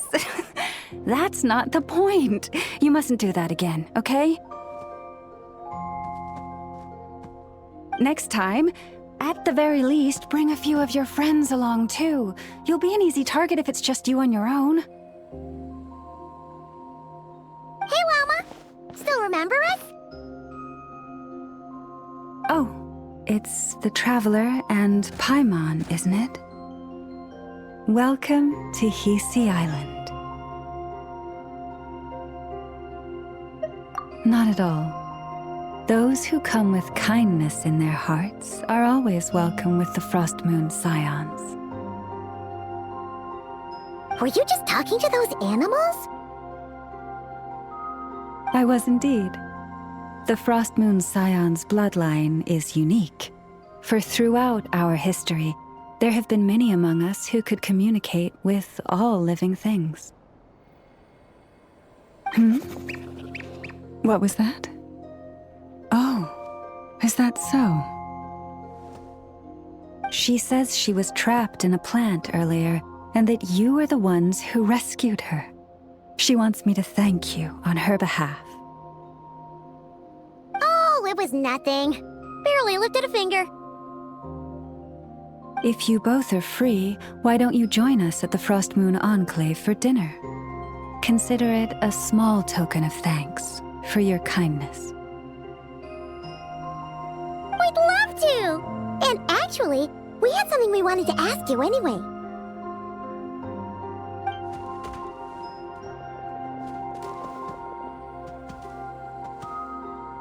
Oh? You're interested in the story of Kutar? Kutar? Yes. Kutar is our moon goddess, the moon maiden who guides us. But up close, this one somehow seems a bit different from the one in Nasha Town. It's like it's more... natural? Or like... more harmonized in its design. That is because, ever since the Fatui arrived in Nodcry, they have been modifying and defacing our statues as they please. These statues were made by the Frost Moon Scions who settled here hundreds of years ago, crafted from the very finest Lunasol stone.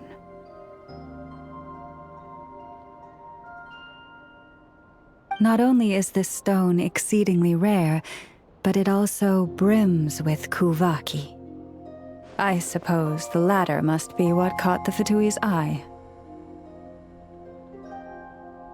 For a time, we put up fierce resistance. But now, this is the only one left that still retains her original form. We heard they even pulled some ancient moon's remnants down from the sky. That's right. The two largest remnants landed in Nodcry. One here on Hisi Island, and the other on Paha Isle. The Fatui built their research facility on top of the remnant over on Paha Isle, but they've had their sights set on the one here, too.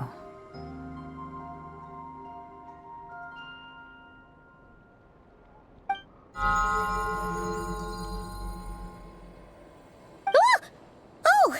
It's that little Kuhenki again! Surely that can't be. Hey! We've been wondering what was up with it, too. It just appeared out of some petals and hasn't stopped following us since. No, that is no ordinary Kuhenki. These we name Luonnotar, beings born from the moon goddess's blessing.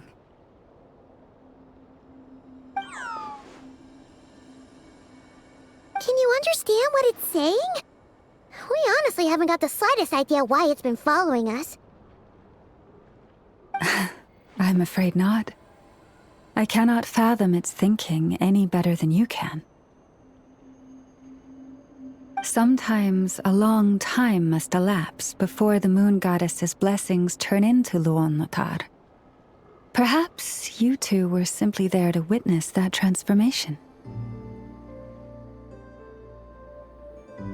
Oh, maybe. Legend has it that the Luonotar bring good fortune. Given that it seems to have taken a liking to you both, why don't you let it come along with you? Really? Then you can start by helping us find some more treasure chests along the way. Capiche?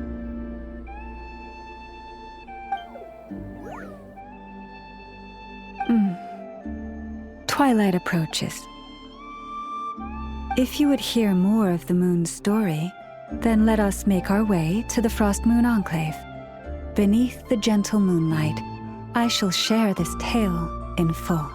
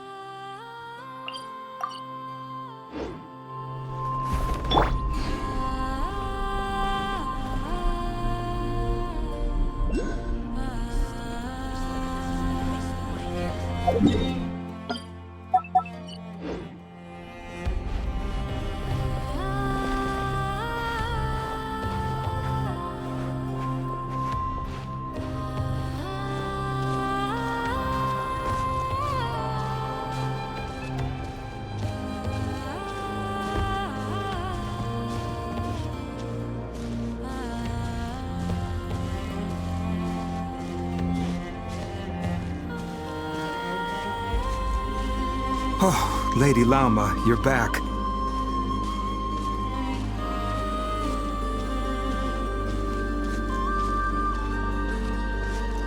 Come day or night, may the blessings of the moon goddess shine down upon you.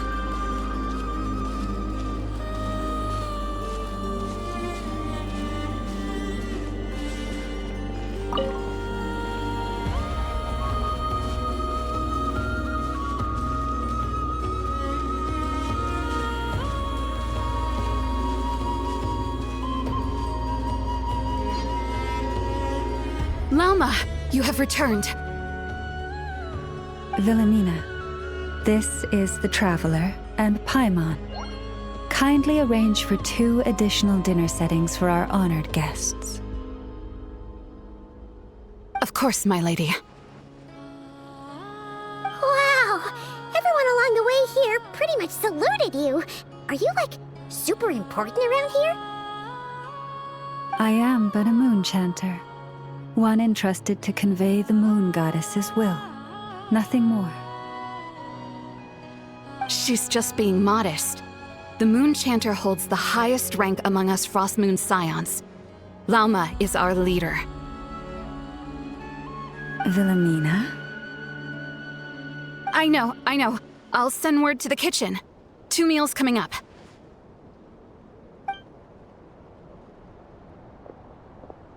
Whoa!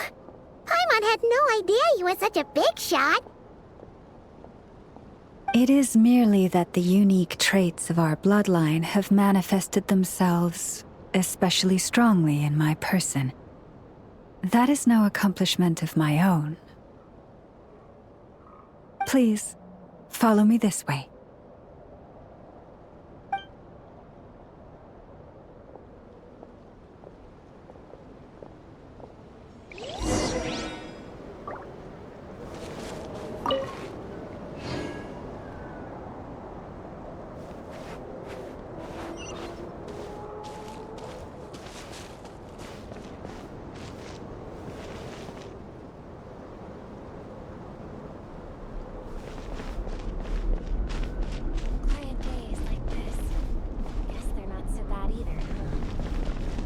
Prices like these are just outrageous.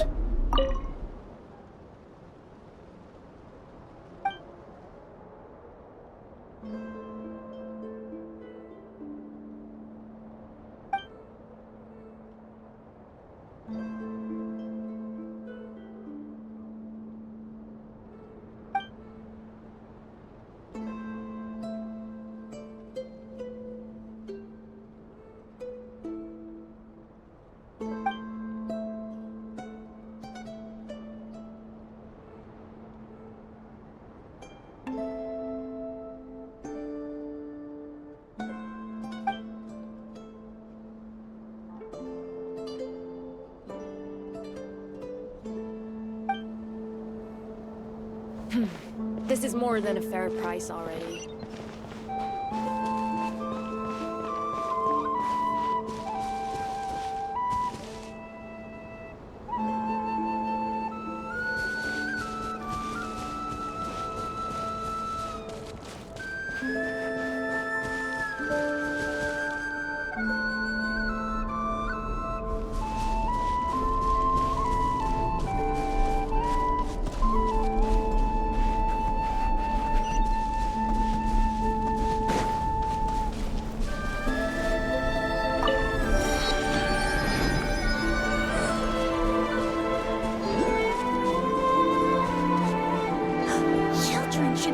Exposed to such nonsensical stories.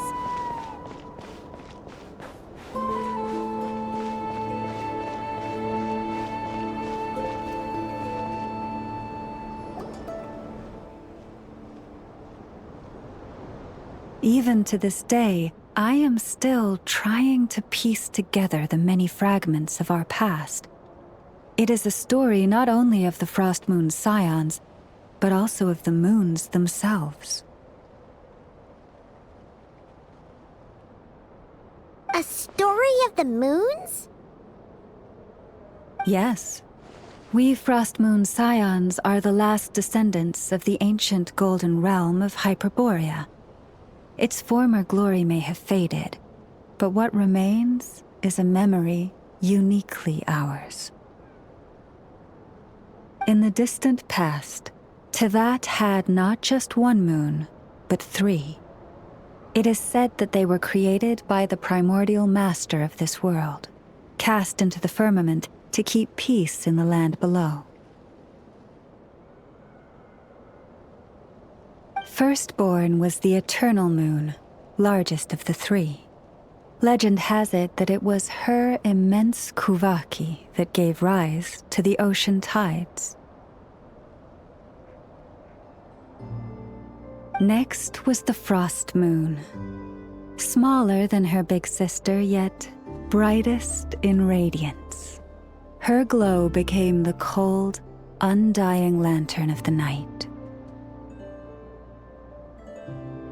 Finally came the iridescent moon, smallest of the sisters. Most of the time, her light was barely visible to the naked eye. Yet when she shone, her fleeting halos were all the more mysterious for it. Wow! Sounds like it all happened so long ago. So, what happened to them afterwards? Afterwards, well, as you have seen, the 3 moon goddesses perished. This happened in a war triggered by the Descenders, and of the 3 lunar husks, only the Frost Moon survived unbroken, while the others were shattered to pieces.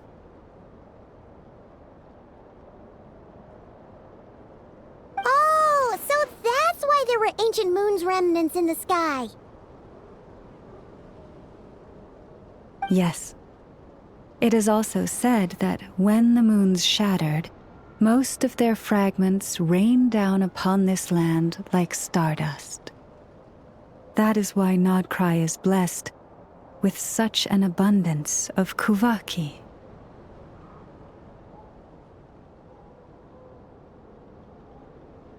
As for the remnant that the Fatui recently pulled down, that belonged to the Eternal Moon. Wait a sec. But you just said that 2 of the moons were shattered, so where are the remnants of the iridescent moon? The iridescent moon's remnants were never found. What happened to her after the war remains a mystery. Some say she vanished in an instant, while others believe that her remnants are simply too delicate to leave a trace.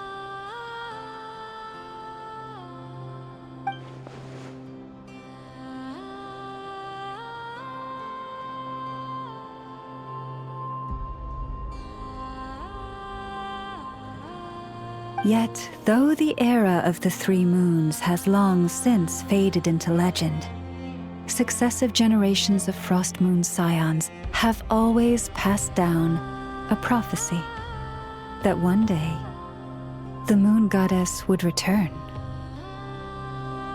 And in the end, that prophecy did indeed come to pass, though not quite. Lady Lama! Lady Lama, are you there? Cappy, what is the matter? Lady Lama, it's my daughter, Karina. Her illness. Take me to her, right away.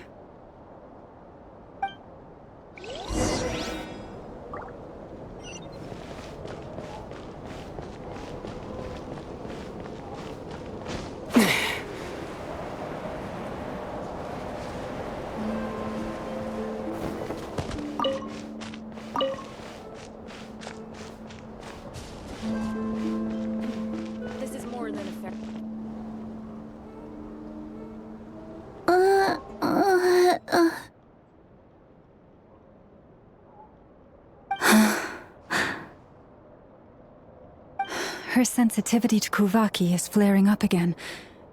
After her last treatment, did you follow my advice and seek medical help in Nasha Town?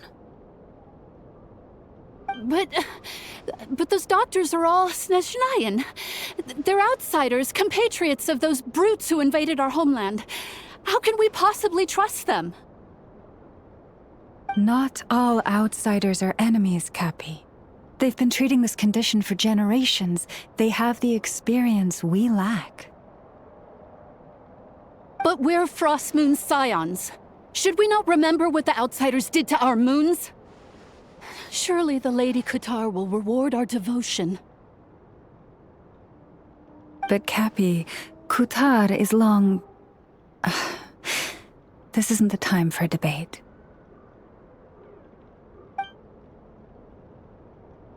O lost child, snow-swept and buffeted by the howling winds of the frigid night, let not the silver flame within you fade. By the frost moon's grace, I shall warm you, curled up as a fledgling in frozen soil.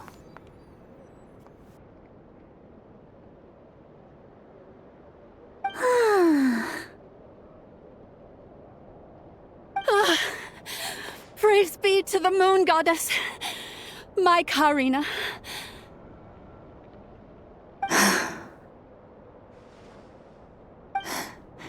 Remember, she must take powdered laka berries daily. It will ease her symptoms.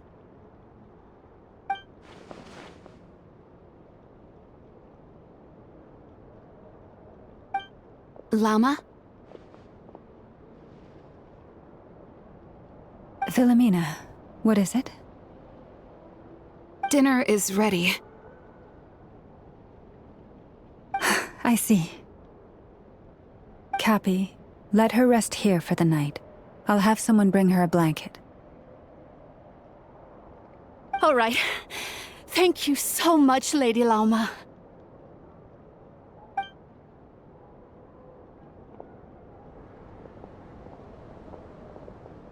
Will she be all right?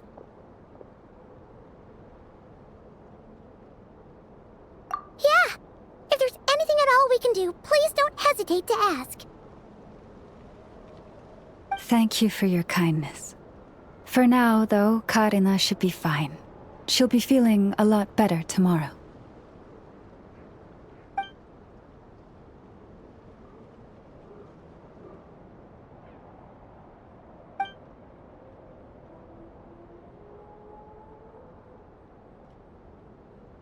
Please do not be worried.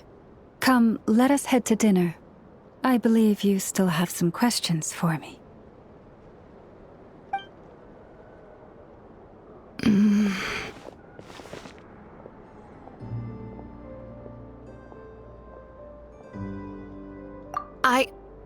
Oh, sorry. Yes, I'll be coming too. I was just thinking about something. Oh? Lauma makes such an unshakable moon chanter. Calm, capable, someone we can count on. Deep down, though, I know she's been quietly carrying the burden for the rest of us. Traveler, Paimon, believe me when I say that as a fellow Frostmoon Scion, I do worry about Lauma. It's just that sometimes it's hard to say it to her face.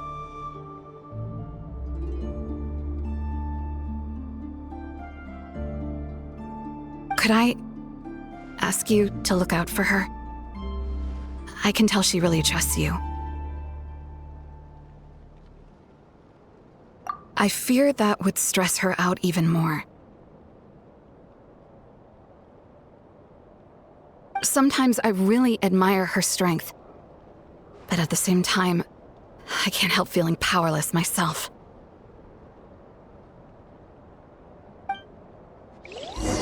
Prices like these are just outrageous.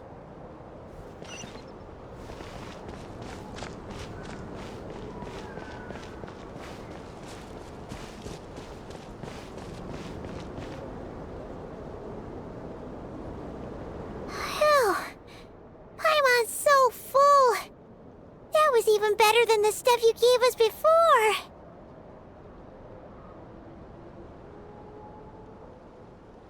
I'm glad to hear it.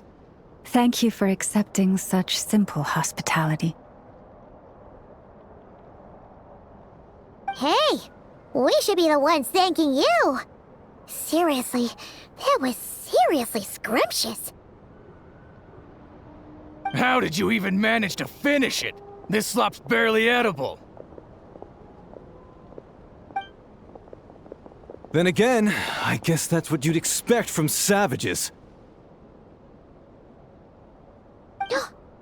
It's you!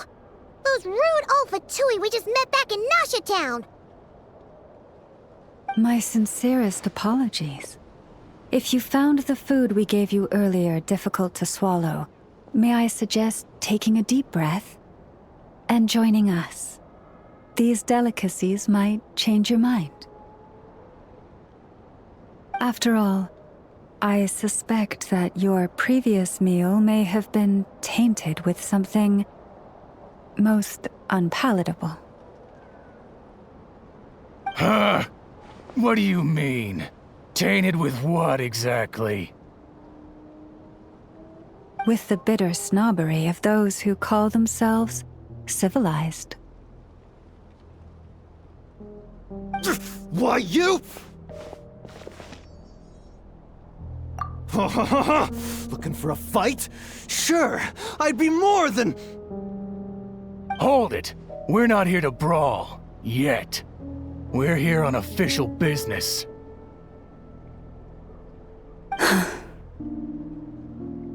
Orders from above. We're here to deliver the Frostmoon Scions a warning. Or rather, a final ultimatum. You have 3 days to hand over the relic and reveal the whereabouts of your so-called Kutar. If you fail to do so, the Fatui will immediately begin the cleansing of Hisi Island. Which, by the way, is the sovereign territory of the Tsaritsa of Snezhnaya. What insolence! Your demands are outrageous! For generations, this land has belonged to the... Dear guests, allow me to save you both time and trouble with a speedy reply. The Frostmoon Scions will never hand over anything to the Fatui. And to those who set foot on our land with ill intent, I say this. With your blood, we shall draw an inviolable line in the snow. That applies to you, too. Stubborn savages, the lot of you! Better hold tight this time. Who's there? Get to work! Fire rate maximum! Branch into song. Suffer the wrath of Eastling! You're really sharp. You'll pay for this. Mark my words.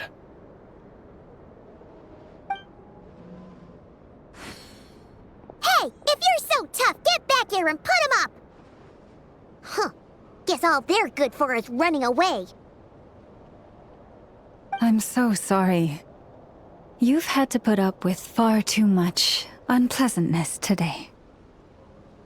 Come on, it's not your fault. We don't like bullies like them either. But still, they mentioned a relic and Kutar. What exactly could they be after? Oh yeah, so this might not be the best time to bring this up, but we kinda have a favor to ask of you, Elma.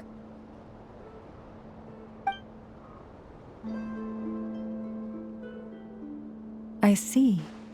So your questions concern the sacred relic too.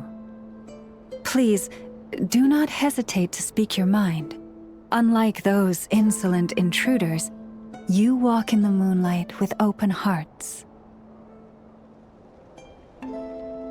You stood by us when we needed your help, so it's only right that I return the favor. But let us continue this conversation somewhere more fitting. As it happens, there's something I'd like to show you, too.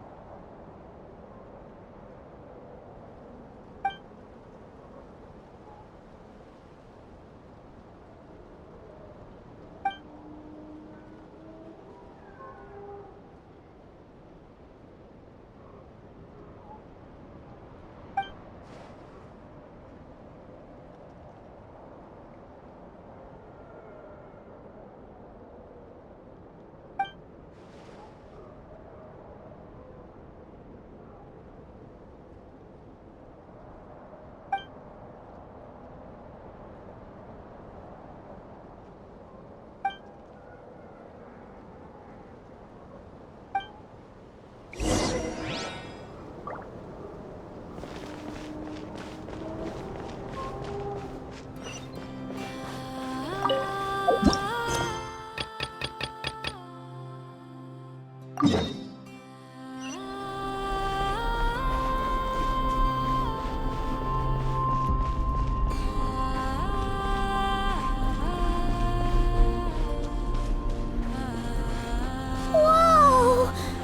Now that's one huge statue. This is the statue of our goddess, the Moon Maiden Kutar.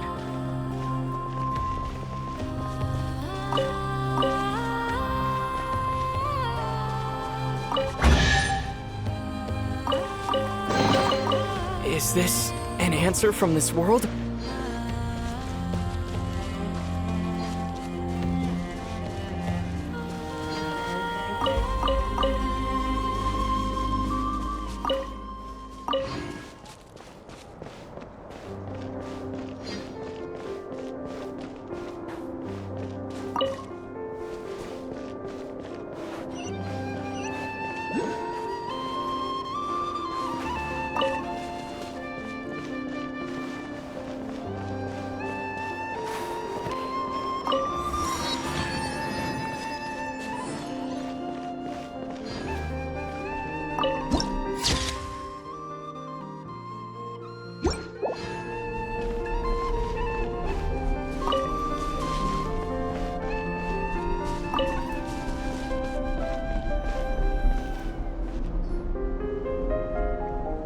Wow! It's spectacular! Kutar was born here on Hisi Island around 500 years ago. As it just so happened, a priestess of the Frost Moon Scions witnessed the moment of her birth.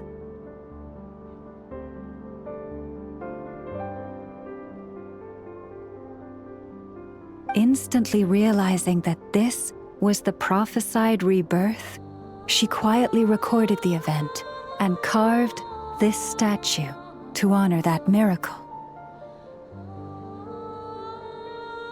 According to legend, Kutar's birth was accompanied by the sudden appearance of many Kuhenki, who wove the moonlight that bathed her into silken vestments fit for a goddess.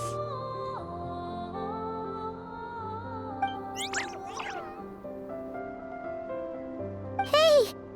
It's like it knows we're talking about it.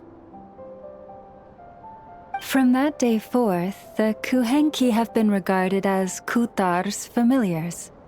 Some believe that their habit of guiding travelers to hidden treasure stems from an instinct.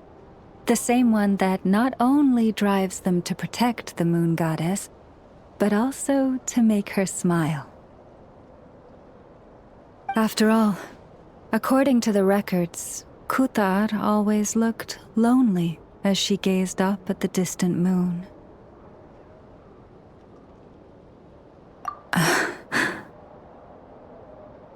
Kutar left Hisi Island before I was even born.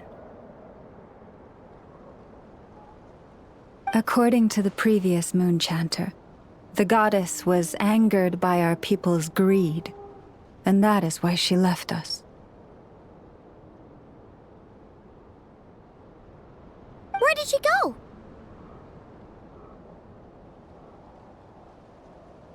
No one knows what happened after she left.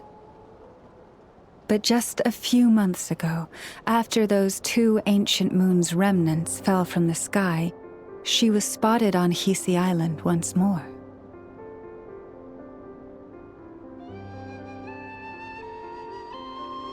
And the Fatui have been harassing and threatening us ever since.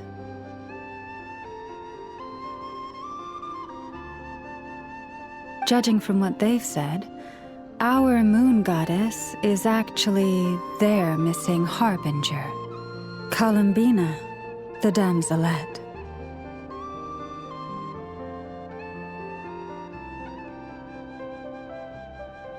The damselette?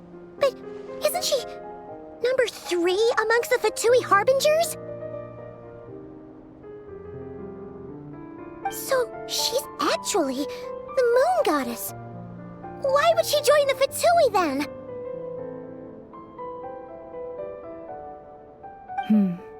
That too is a question I've struggled with. But even at the best of times, understanding other people's choices is difficult, let alone those of a goddess. Plus, forgive me. There I go again, rambling on about our history. But you came here to ask about the sacred relic, didn't you? Honestly, Paimon's not sure which part she's more curious about now.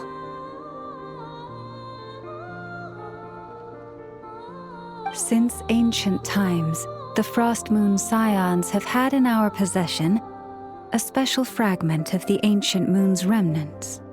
A piece in which I sense a power unlike any other. Successive generations of moon chanters have all detected a divine presence within it. We call this unique remnant the Moon Marrow. We heard you can use it to see what happened in the past.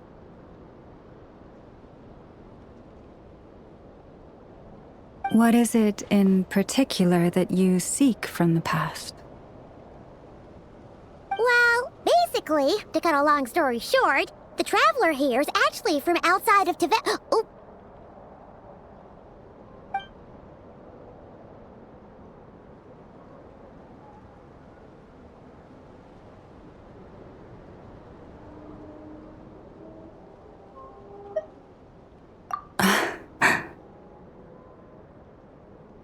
Thank you. Your honesty is a sign of your trust, both in me and the Frost Moon Scions. Unfortunately, though, I won't be able to use the Moon Marrow to shed light on your past just yet. Our people revere the Moon Marrow as a sacred relic. I'm only permitted to retrieve it from the secret chamber in which it is hidden once a year, on Moon Prayer Night. Oh, really? So, when's the next Moon Prayer Night? Judging from the tides this evening, a little less than 2 months. Huh? Does that mean the date changes every year? The ceremony is held on the night when the moon is closest to Tevat.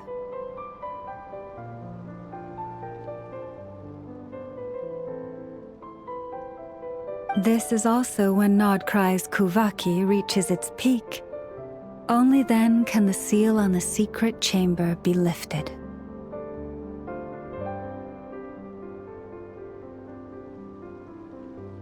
Oh, guess we've got no choice but to wait.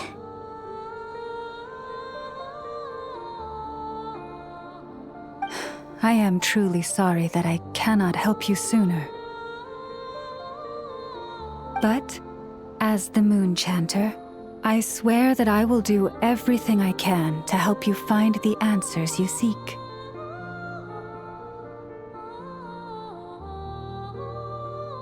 Think nothing of it. After all you've done for us, you deserve nothing less. Who'd have thought today was only our first day in Nodcry? Feels like so much has happened already.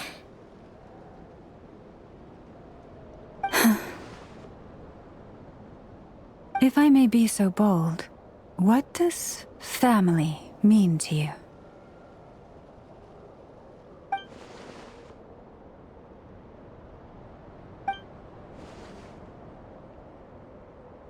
If you are aware of something, a secret that could hurt your family, would you be honest with them, or try to hide it?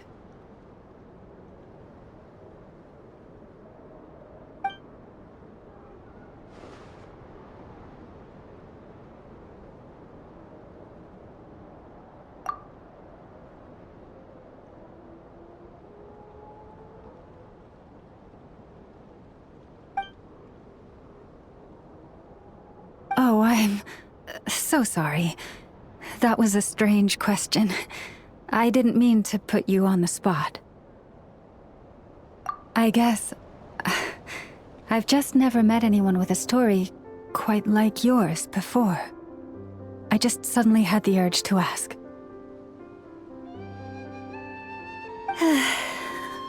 It's getting late, and you two must be rather tired too. Would you like to stay the night here on Hisi Island? I can have someone prepare some lodgings. Oh, that's all right. We've already got a room back at the flagship as it happens. Speaking of which, if you ever need us, feel free to come knocking. Do you need me to show you the way back? No worries. It's quite a way, and you should get some rest too, Lauma. We'll make sure to be careful. Understood. Then I won't keep you. May your first night in Nodcry pass in stillness and peace.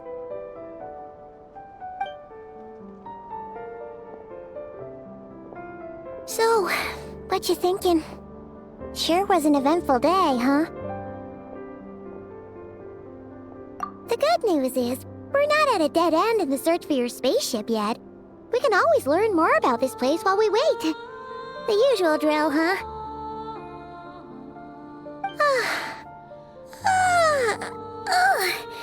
Paimon's really getting sleepy now. If she gets too tired to fly back, you carry her, okay?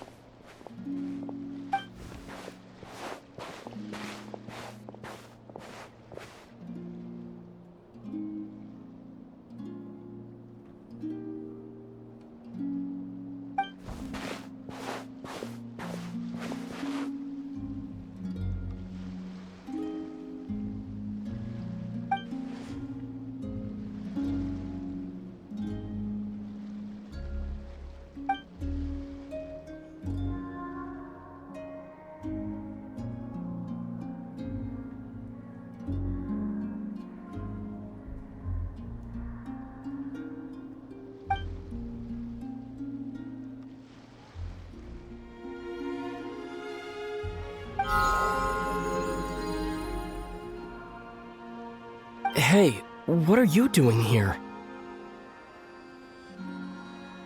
These flowers... I remember. When you first appeared, there were flowers like this all around you.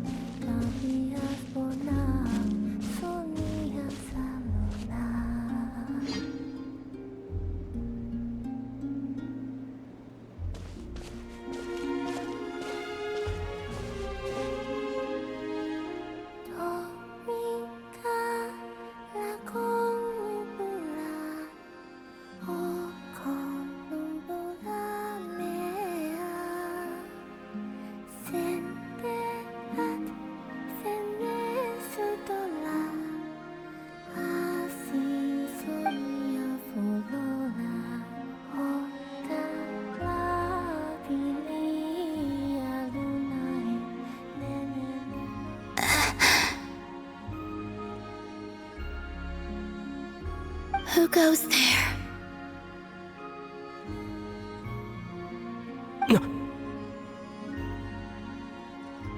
How did you get in here?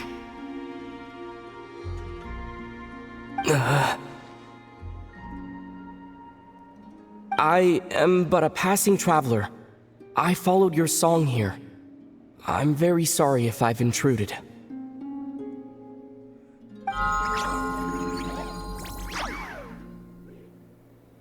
The Kuhenki. She brought you here.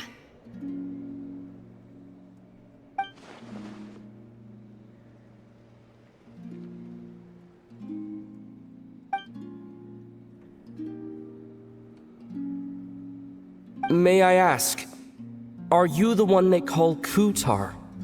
And the harbinger that the Fatui refer to as the damselette? The Fatui? Are you here at their behest?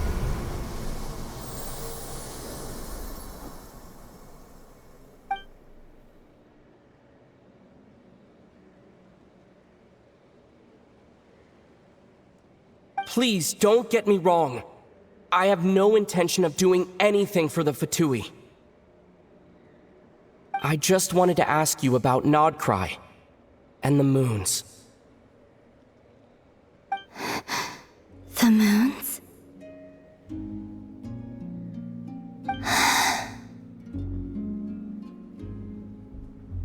Do not believe in what you can see.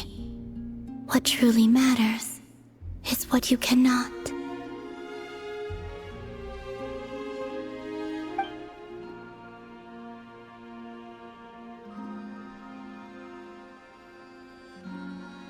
What do you mean?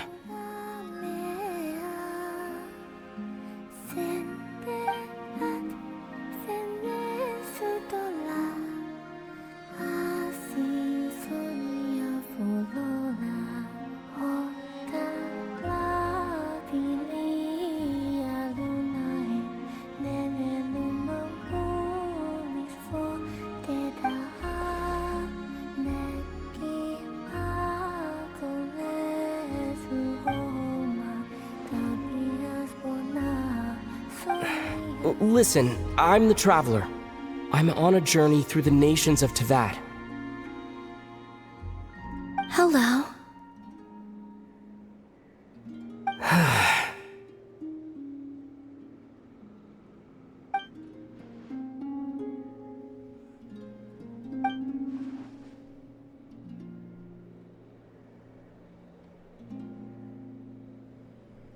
Could you tell me your name?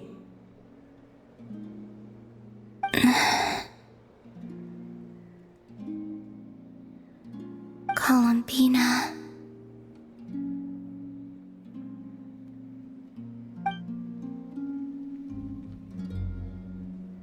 Kutar, the damselette, the moon goddess.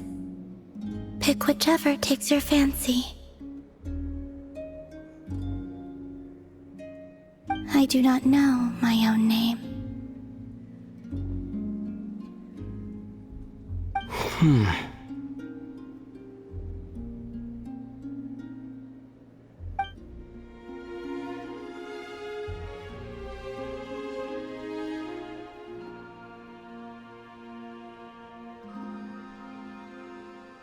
Then, Columbina.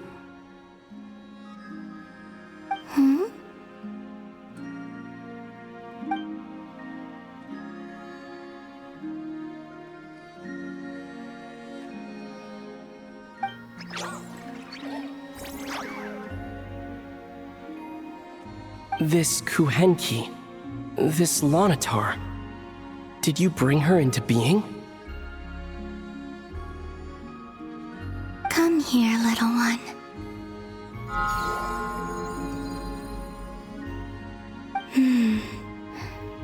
The trace of a blessing, but not one of mine.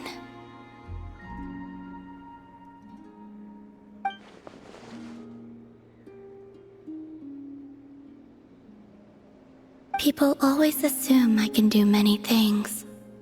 Assume I have done many things. But I haven't.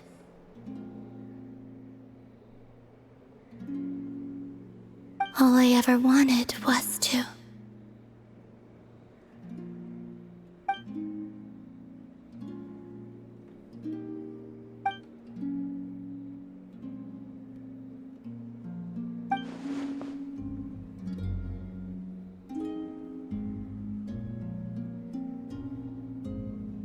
It's about time I got going. I'm very sorry for disturbing you today.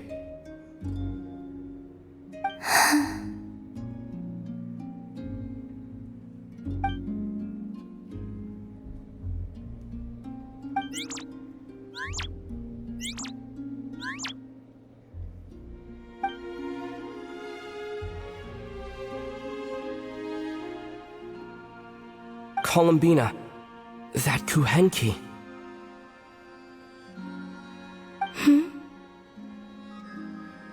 Oh, you're leaving?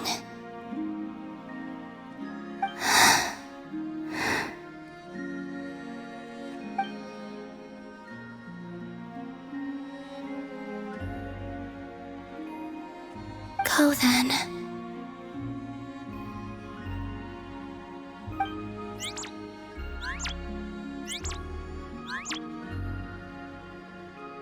Goodbye.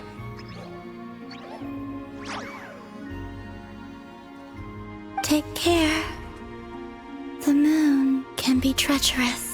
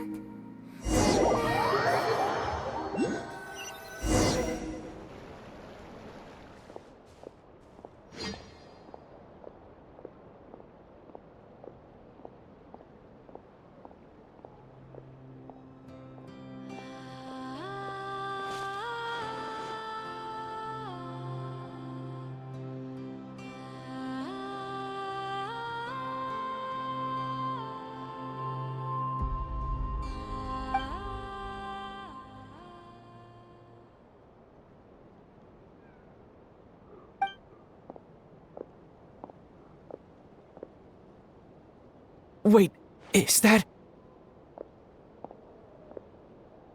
Lumine?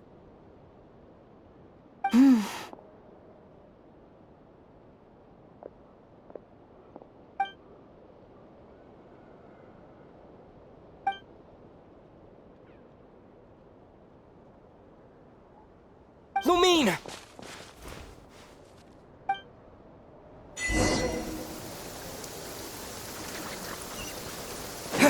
Lumine!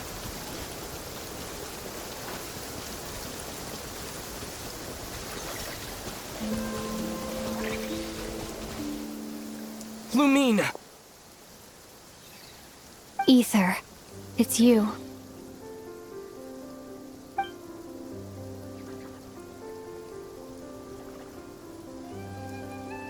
Why are you here on Hisi Island? If I told you I was here in search of the Frost Moon Scion's sacred relic, what would you think? Huh?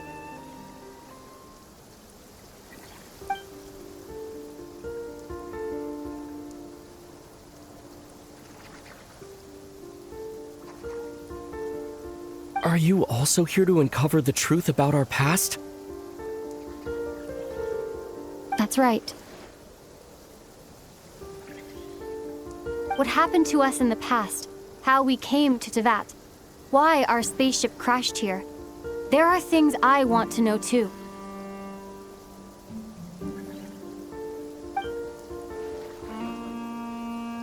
But I'm not about to sit around waiting for another 2 months to find out.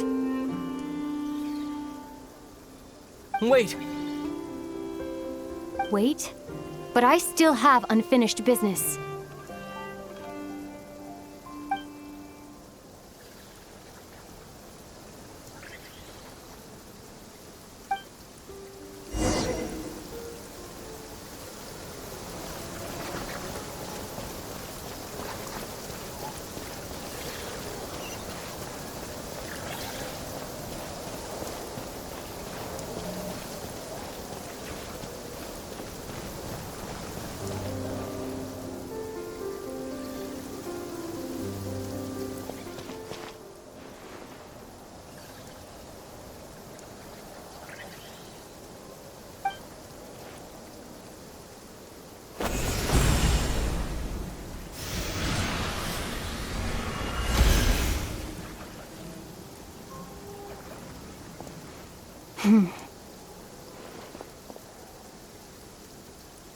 Hold on a second. What's wrong? That's the Frost Moon Scion's sacred relic. We can't just... Use it to get to the bottom of all this? We should at least get their permission. You barely even know her, yet already you hold that moon chanter in such high trust. What do you mean? She told you that the seal can only be broken on Moon Prayer Night, when the flow of Kubaki is at its peak, yes? You heard all that? Watch this. Huh? But...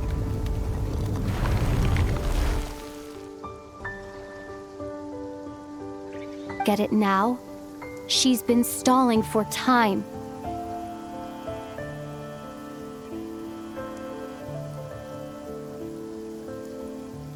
As long as the statue's base is imbued with sufficient power, the secret chamber can be opened at any time.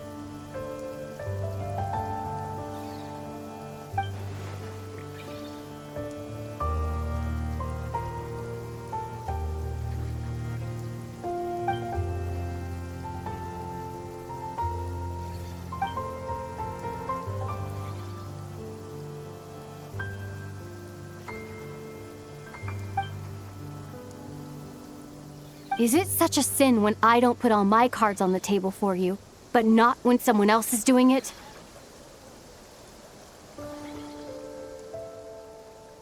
It's not like that. Is it?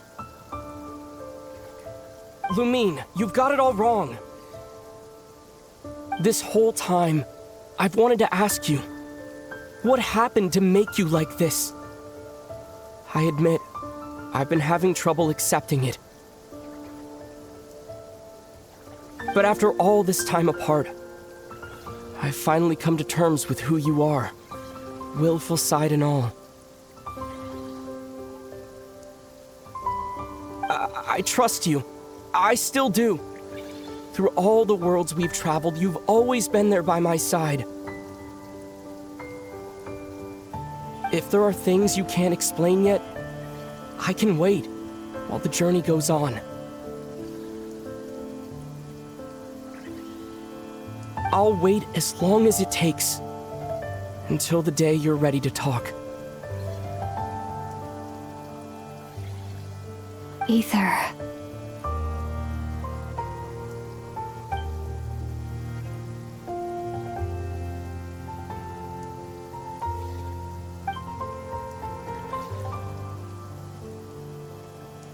I'm not looking to borrow the moon marrow simply because of our past. It holds answers about the very origins of Tevat.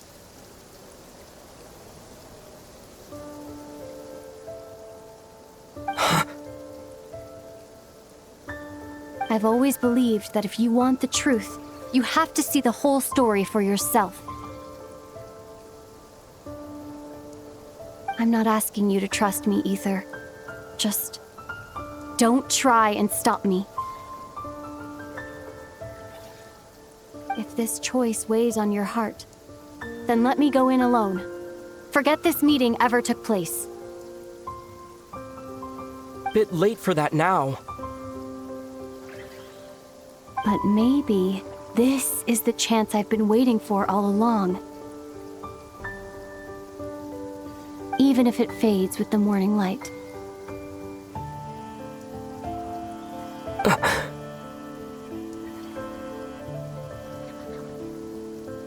I want to go with you. You sure? Yeah. Then let's go. Lumine. It's been ages since we went on an adventure together. I can't wait. Really? You think I'd lie to my big bro?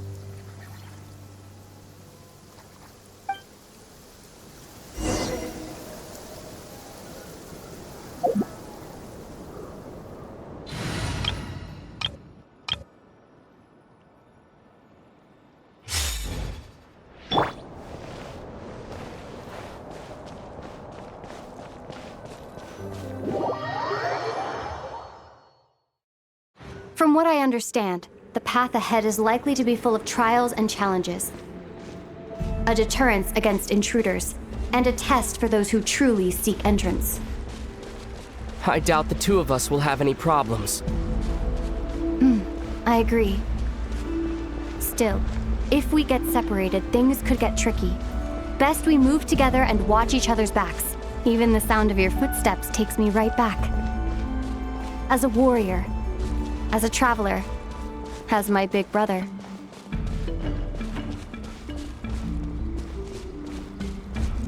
Looks like this is the first trial.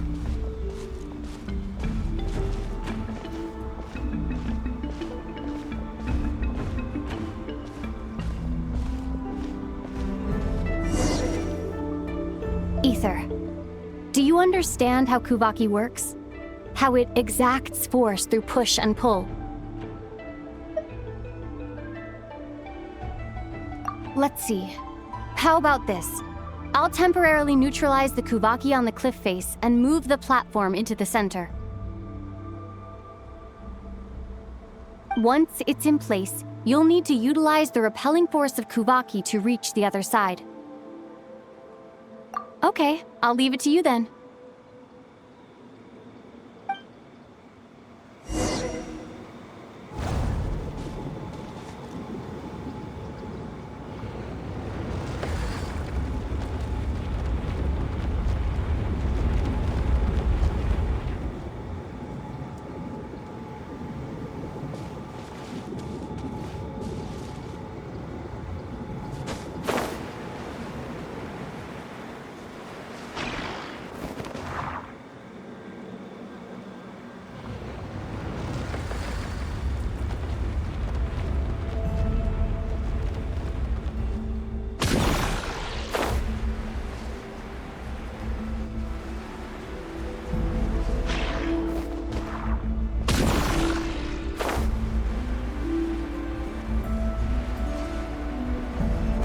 This should help Lumine get across.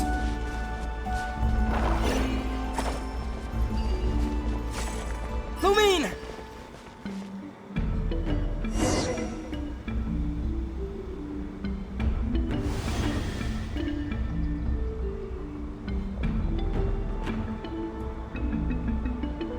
We make a pretty great team, huh? Just like the old days.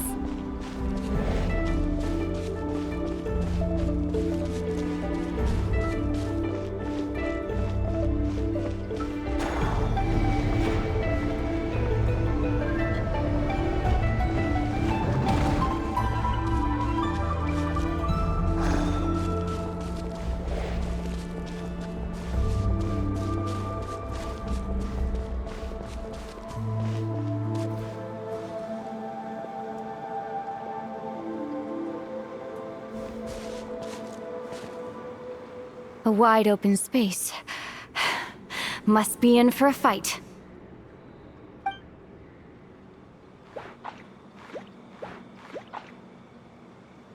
Was that it? What a letdown.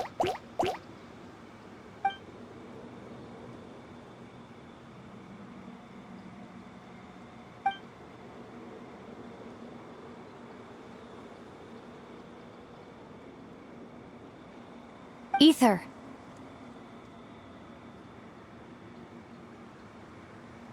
What is it? Why are you looking at me like that? Those enemies were weak, were they not?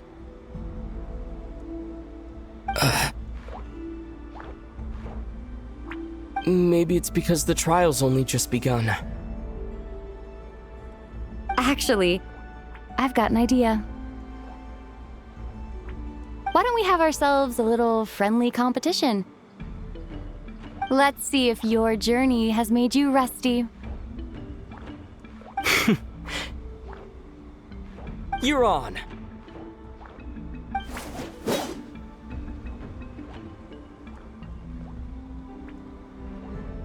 I won't lose to you, Lumine.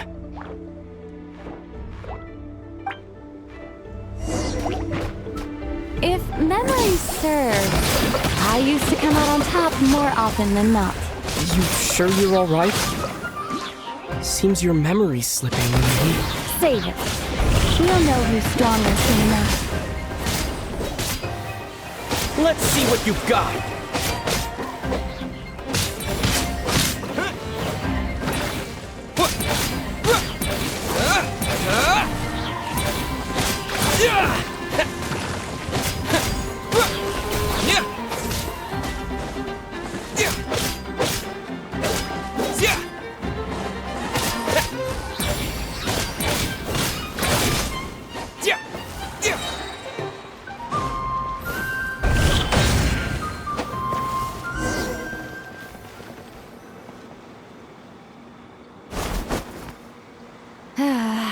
Fine.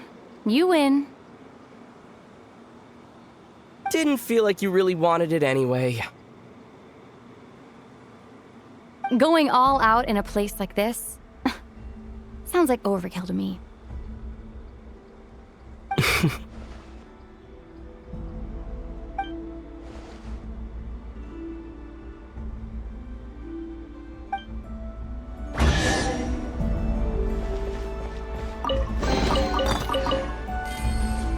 Let's keep moving.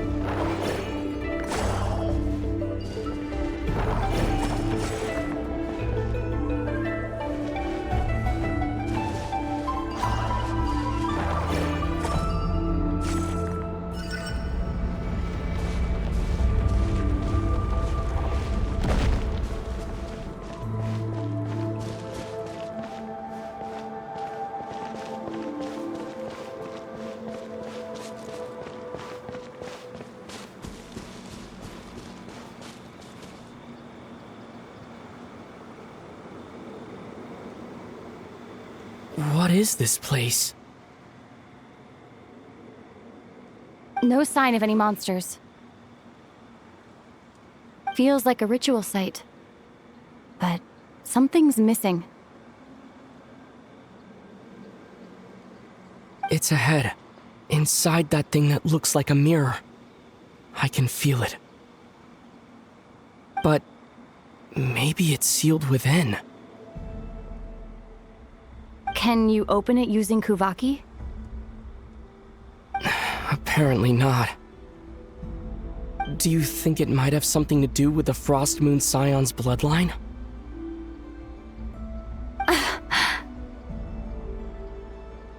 Lumine? If this is about strength of blood, what could possibly stop us?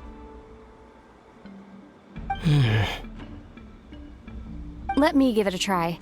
Why don't you check around for other clues? Sure.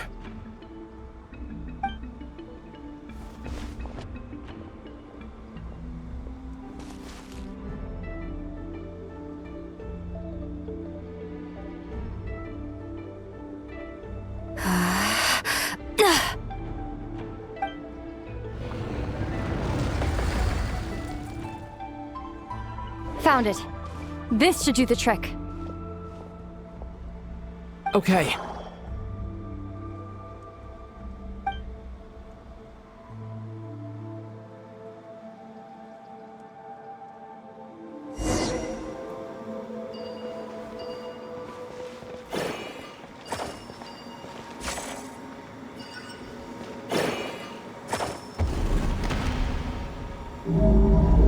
Yep, that got a reaction. That's one down.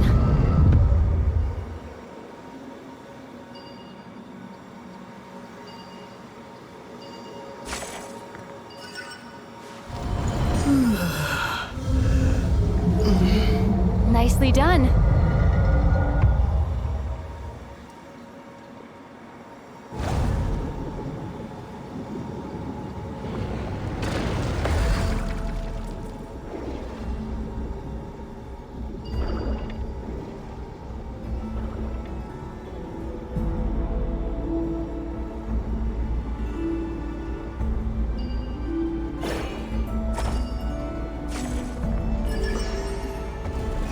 You've got this.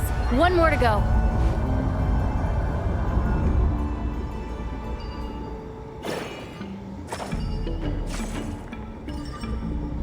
Good work, Ether.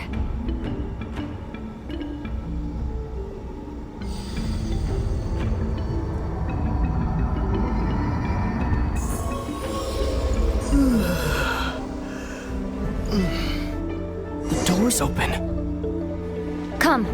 We must be close.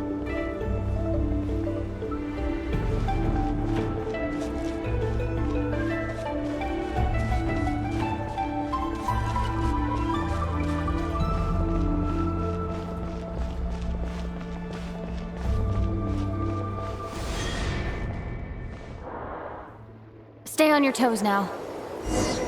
Have you considered that I might be the more experienced between us? Is that so?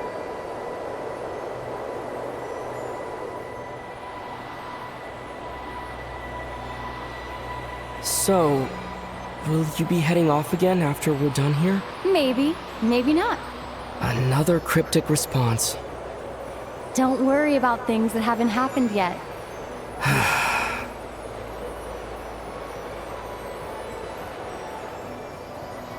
At the end of all this, what do you think we'll find? Whatever it is, we can handle it. What about the end of our journey? That's not something we need to worry about right now.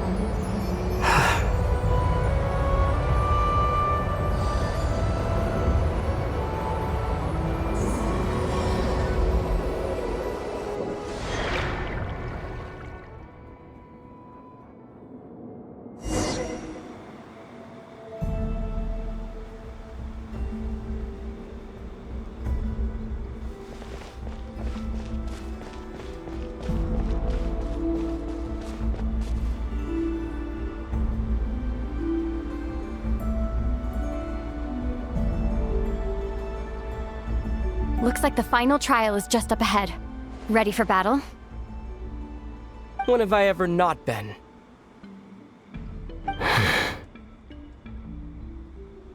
What's wrong? Going on an adventure with you, side by side, it's been so exciting. But at the same time, it just feels surreal, I guess. Maybe because it's been so long. You know, this is only the second time we fought together since the day we both woke up in Tevat.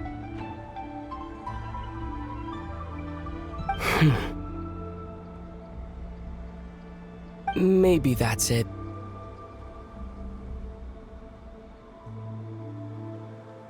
Ether, let the light of our blades come together once more, just like they did in the past. Lumine. This is a night of miracles, an adventure that belongs to us. Let's not weigh it down with worries and regrets.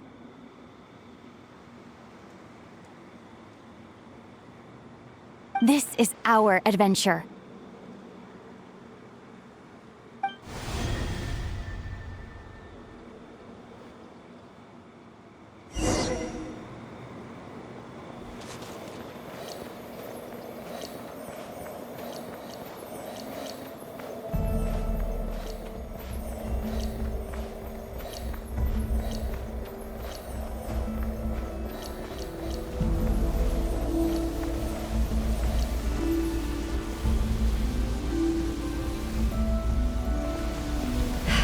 Here goes nothing. Prepare for battle. Stay focused! Dodge its attacks!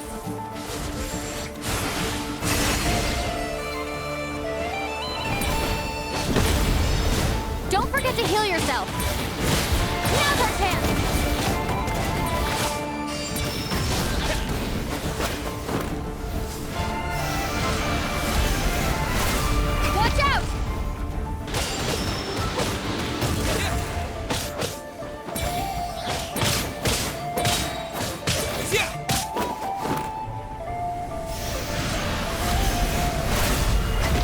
finishing blow.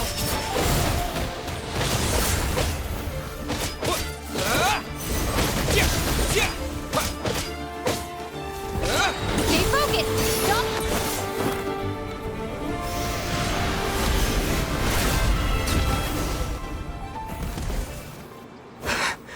It's over.